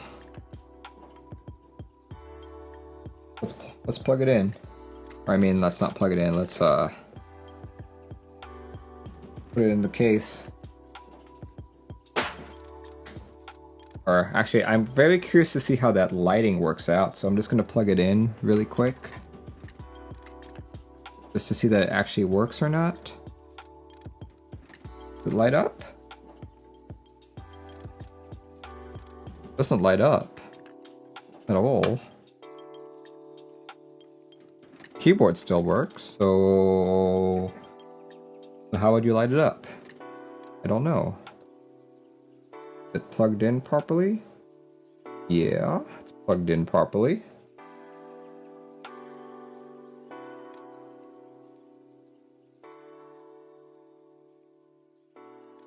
That one seemed a bit loose, but let's try again.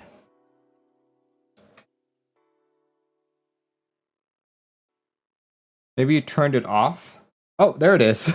I guess it just took a while. Whew, that is bright. Oh my gosh. All right. Okay. That works. That works.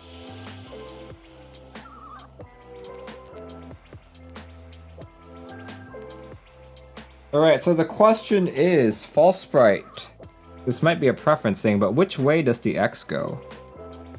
The X on top, or is it on, I mean, is it on the top left, or is it on the bottom right? Which way is it going? Like, I think for me, it looks better. Or, I guess which way, which position do you want the X in? Top left, top right, bottom right, or bottom left? False Sprite says, I just got flash back. I know, right? That was so bright. Better top right, says Tao Osu. Perpetual says top right as well. But this is not your board, guys. Let's have Mr. False Sprite let me know. Which way do you want it?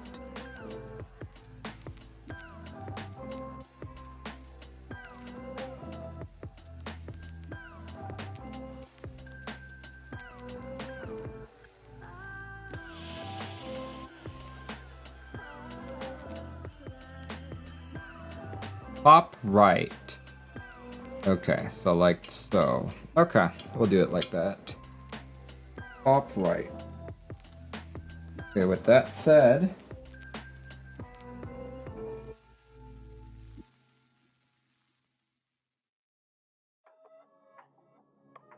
oh, you listen to the crowd.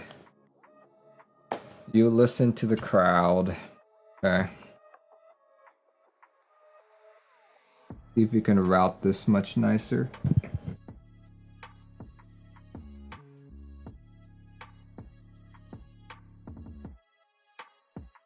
Come on.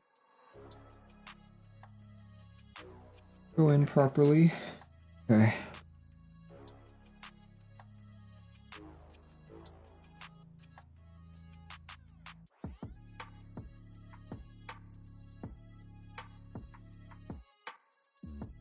Cal also sent me the switches. Thank you.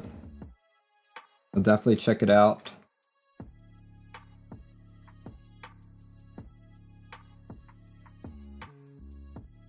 You can flip it anytime. That is very true. Flip it however way you want.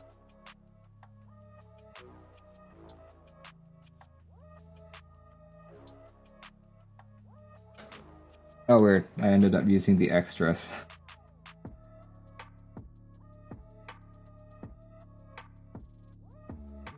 What I actually want is the original baggie. There we go. This is it.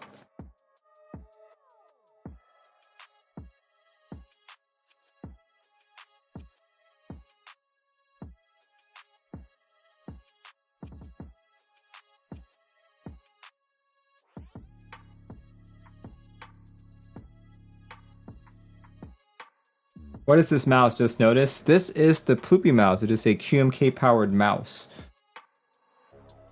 Yeah, Drashna was making fun of me that, oh, aren't you the QMK ambassador? You don't even have a QMK powered mouse. And I was like, oh, you are very right.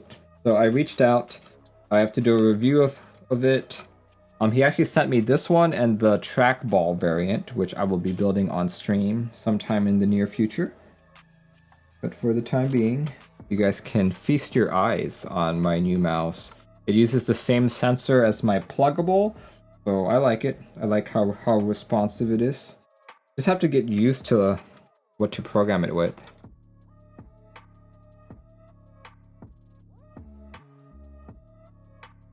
Are all the screws in? Yes, all the screws are in. Perfect. Will it be on VIA? It's already on VIA. Like this unit. Like I plugged in VIA. Here, let me show you what I'm seeing on VIA. See, that's what I'm seeing on VIA right now. Kind of a weird layout how he has it, but you know, it's a mouse. I don't exactly know how much better it can be.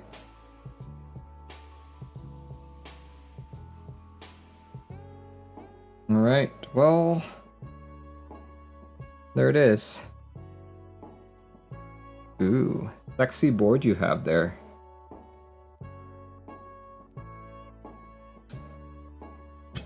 Okay, let's put the case on. Let's put the case on. Let's put the case on.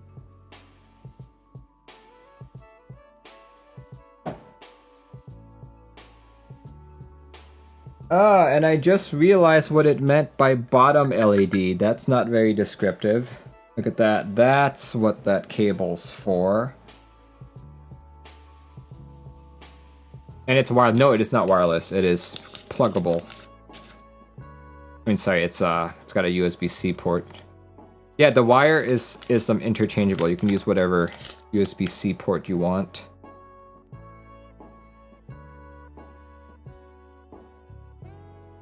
Okay.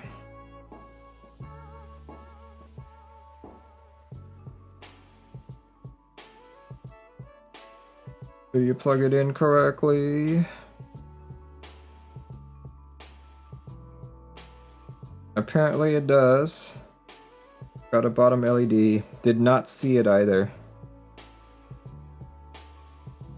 Like honestly, I was expecting underglow, but it's literally just this one light where close to where the USB-C port is. See that? See that? See that lighting over there? So we will plug it all in.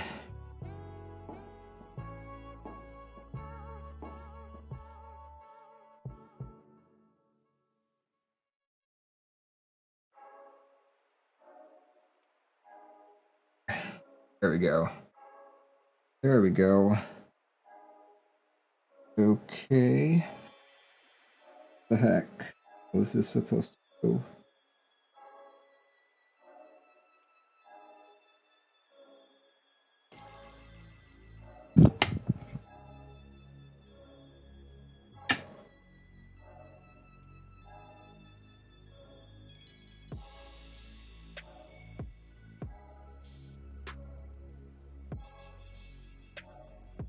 Okay.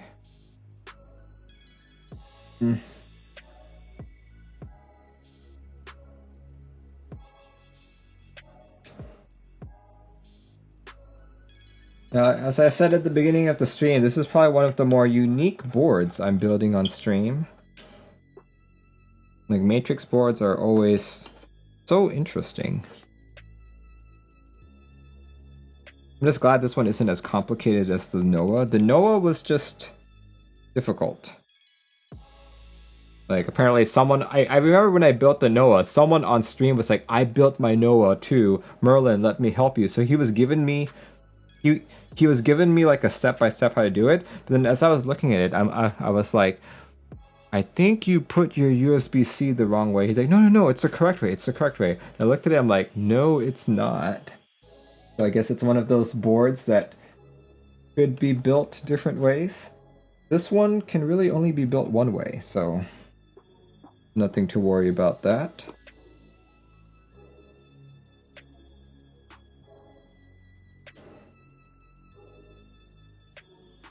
Right, I am curious to see how that lighting turns on. But, geez, that is gorgeous. Such a gorgeous board, oh my word. Alright, let's plug it in.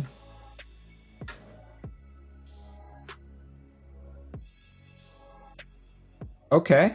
See, look. See, that's a very diffused lighting, and it's not even noticeable. Like, if you're typing on your board, you can't see that. What the heck? And here we go, look at that. That is also diffused lighting there. You can barely see it on camera. And no, that's not because of my camera. I myself can barely see it unless I do... There we go, I can see it now. Here, can you guys see it? Making it as dark as possible. Here, let me turn off my lights. Turn off the lights. Whoop. Turn off the other light. Here. It is so dim. Here, let me turn off all the lights. And let me turn off literally all the lights in the room.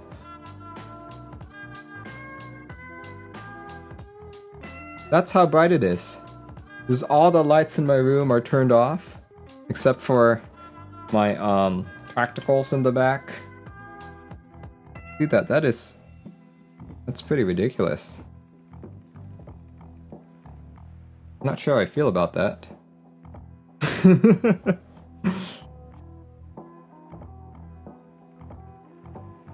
Why have lighting when it's hard to see, right? What's the purpose of lighting? What is the purpose of lighting when you can barely see it? Anyway, let's put your keycaps on while I adjust my lighting here. Let me change it up. That's too dark. There we go. That's good. That's a good lighting. Perfect. There we go. So here it is. Here it is. Let me put on the keycaps now, man. Hopefully it will sound just as good and hopefully even better than earlier. Oh wait, hold on. Let me put on the feet. Let me put on the feet. Oh, it already has feet. I don't need to put on feet. Perfect.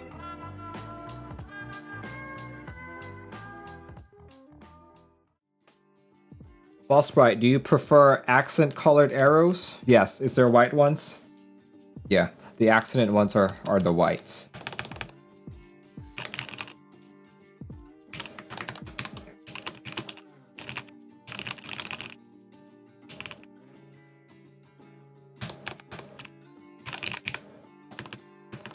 Oh, there we go. The spacebar sounds better now. I guess you just had to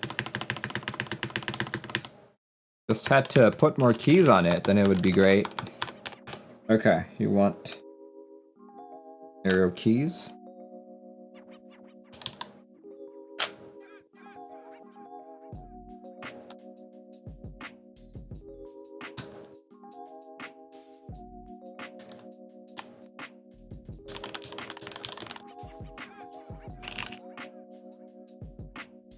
Okay.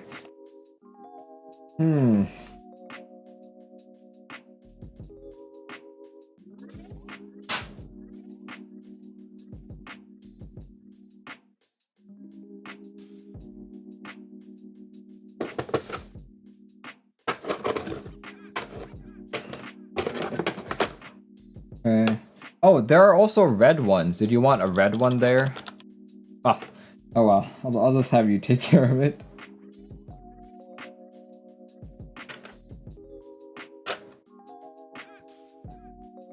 Print.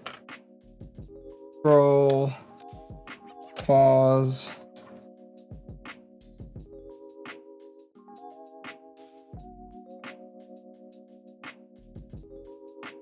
See, how is it usually?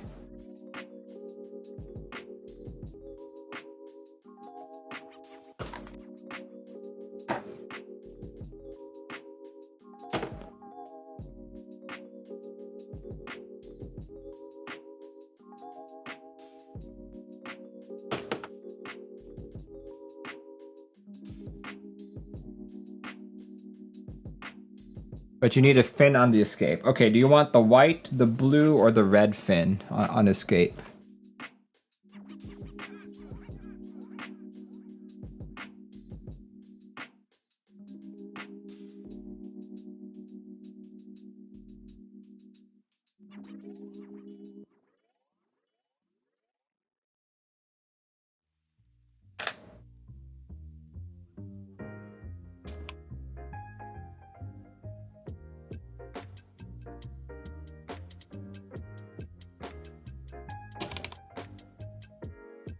Red to accent the back piece. Ooh, that's actually a good point.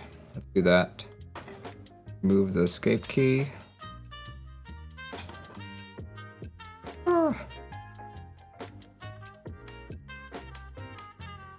Okay, that is difficult to remove.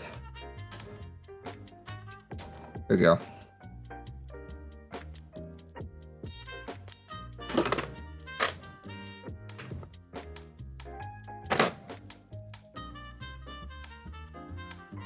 There we go.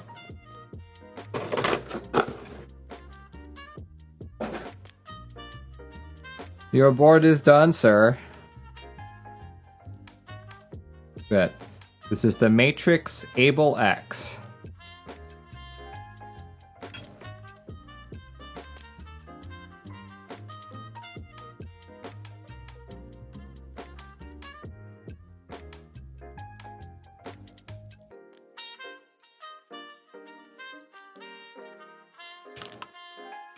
Looks amazing. It actually does look pretty good. As much as I don't like the colors of the set when paired with the right colored keyboard, it looks astonishing. Looks astonishing. Alright, let me clean up a bit here, and then we'll do an official typing test. Well, as official as I can given my current mic setup. Yeah, I think the rest of my equipment should be coming in this week. Actually, it's coming in tomorrow. So we should be good. Absolutely should be good. Off to the side here.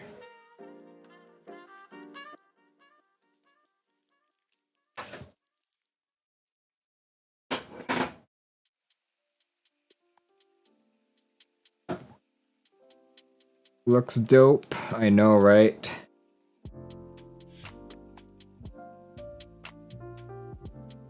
Controlled by the flashbang and then get the dim light. I know what you mean. Totally know what you mean.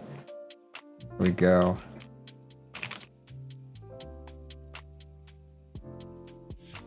Where's that?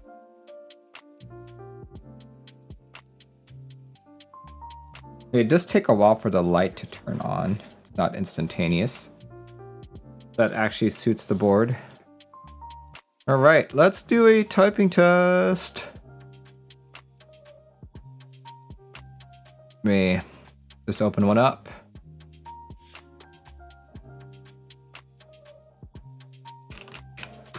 Yeah, now that I have all the keys on, it sounds better. Like earlier, I was really upset with how the spacebar was sounding. But now with everything on, it sounds really good, actually.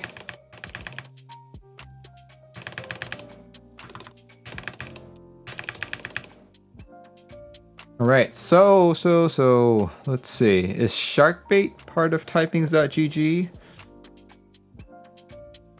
I actually don't know.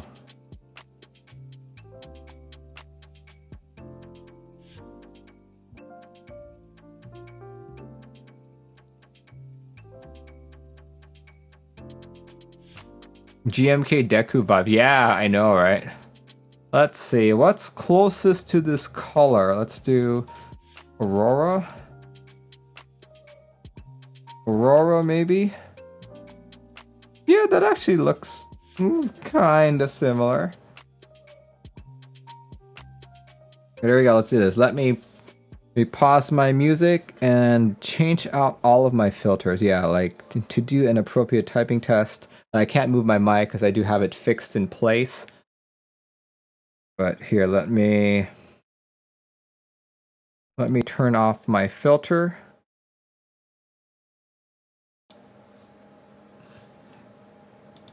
There we go. Filter should be off. You'll hear a lot more room noise, but you'll also pick up the keyboard.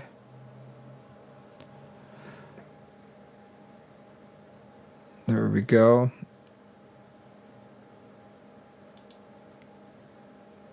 Okay.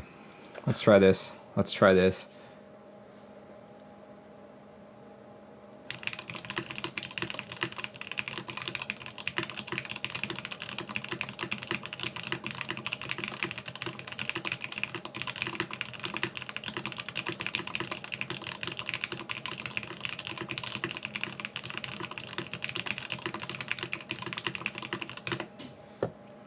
$163, 100% accuracy. If you're wondering, Merlin, you don't normally hit 100 on the first try. It's because Gateron black inks at their 70G weight is actually the perfect weight for me. So every time I build a board with the Gateron black inks, I tend to type not just faster, but also more accurately. And yeah, Don Buffalo, it's because the actual colorway is changing. It goes pink, teal, green, so it's slowly shifting even as we talk right now. Here, let's go do another typing test. But honestly, I think this sounds good. Definitely putting more foam in. If you can find the opportunity to put foam in, I'm sure it will sound even better. But it sounds great. It sounds great. This is one of the reasons. This is one of the many reasons why I greatly like Gateron black inks. But here we go. Let's try this again. Oh, I screwed up already. There we go.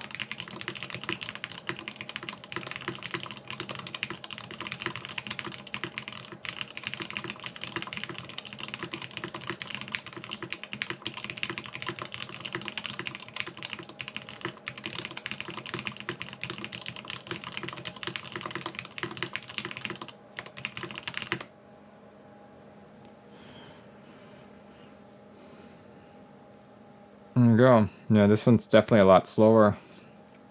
Let's try again.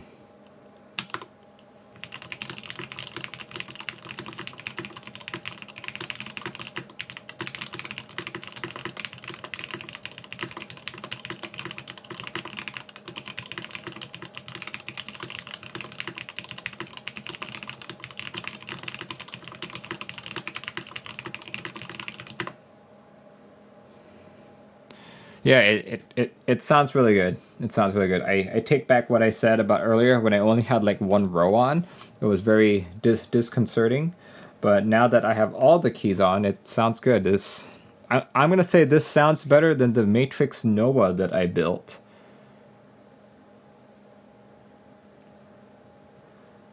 Yeah. Here, one last typing test. It is about 4:30 here in Seattle. I do have other things to take care of.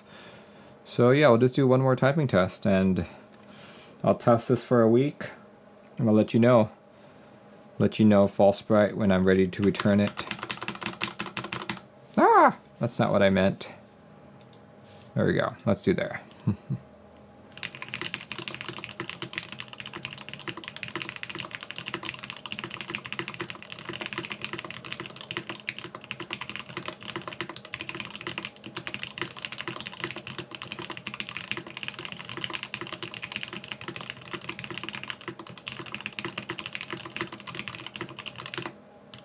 There we go.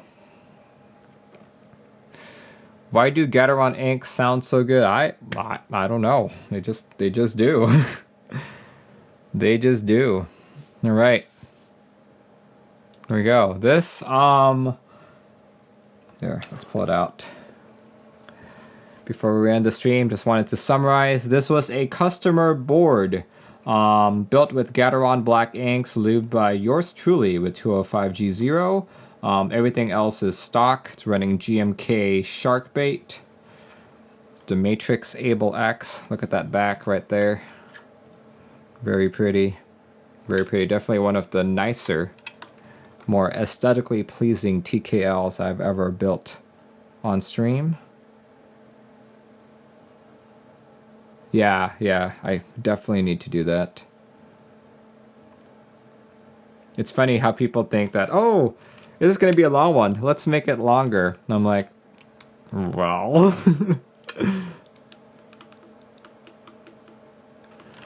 Do that. Look at that. Extremely beautiful.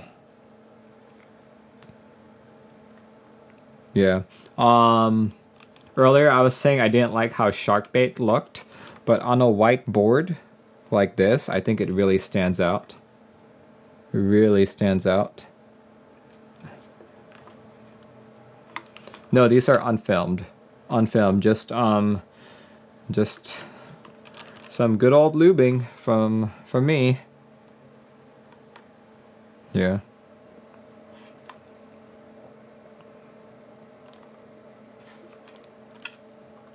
Yeah, look at that. I don't even understand what this is for. It's just, I guess it's just there for aesthetic reasons. Yeah. All right. You guys will probably see this on stream for the next couple of days as I try it out. Usually after I do a build stream, after I do a build, especially for a customer, I try out the board for another week. It is part of my QC inspection. Every now and then, and it's only happened maybe like 3 or 4 times, while the switch may work good while I'm on stream, while I'm doing my typing test. Over time, over the next couple days, possibly even a week, a switch could just start to exhibit chatter, and that's what I'm trying to look for. That's why I keep boards for a week. But yeah, thanks guys for joining in. My next stream is tomorrow, where I talk about all the group buy news that are starting and ending for the following week. So if that is a content that you guys like and want to know all about group buys, make sure you tune in tomorrow, 7:30 p.m. PST, right here. And yeah, you'll see this board again. Alright guys, thanks for joining in, and I will catch you when I catch you. Goodbye everyone!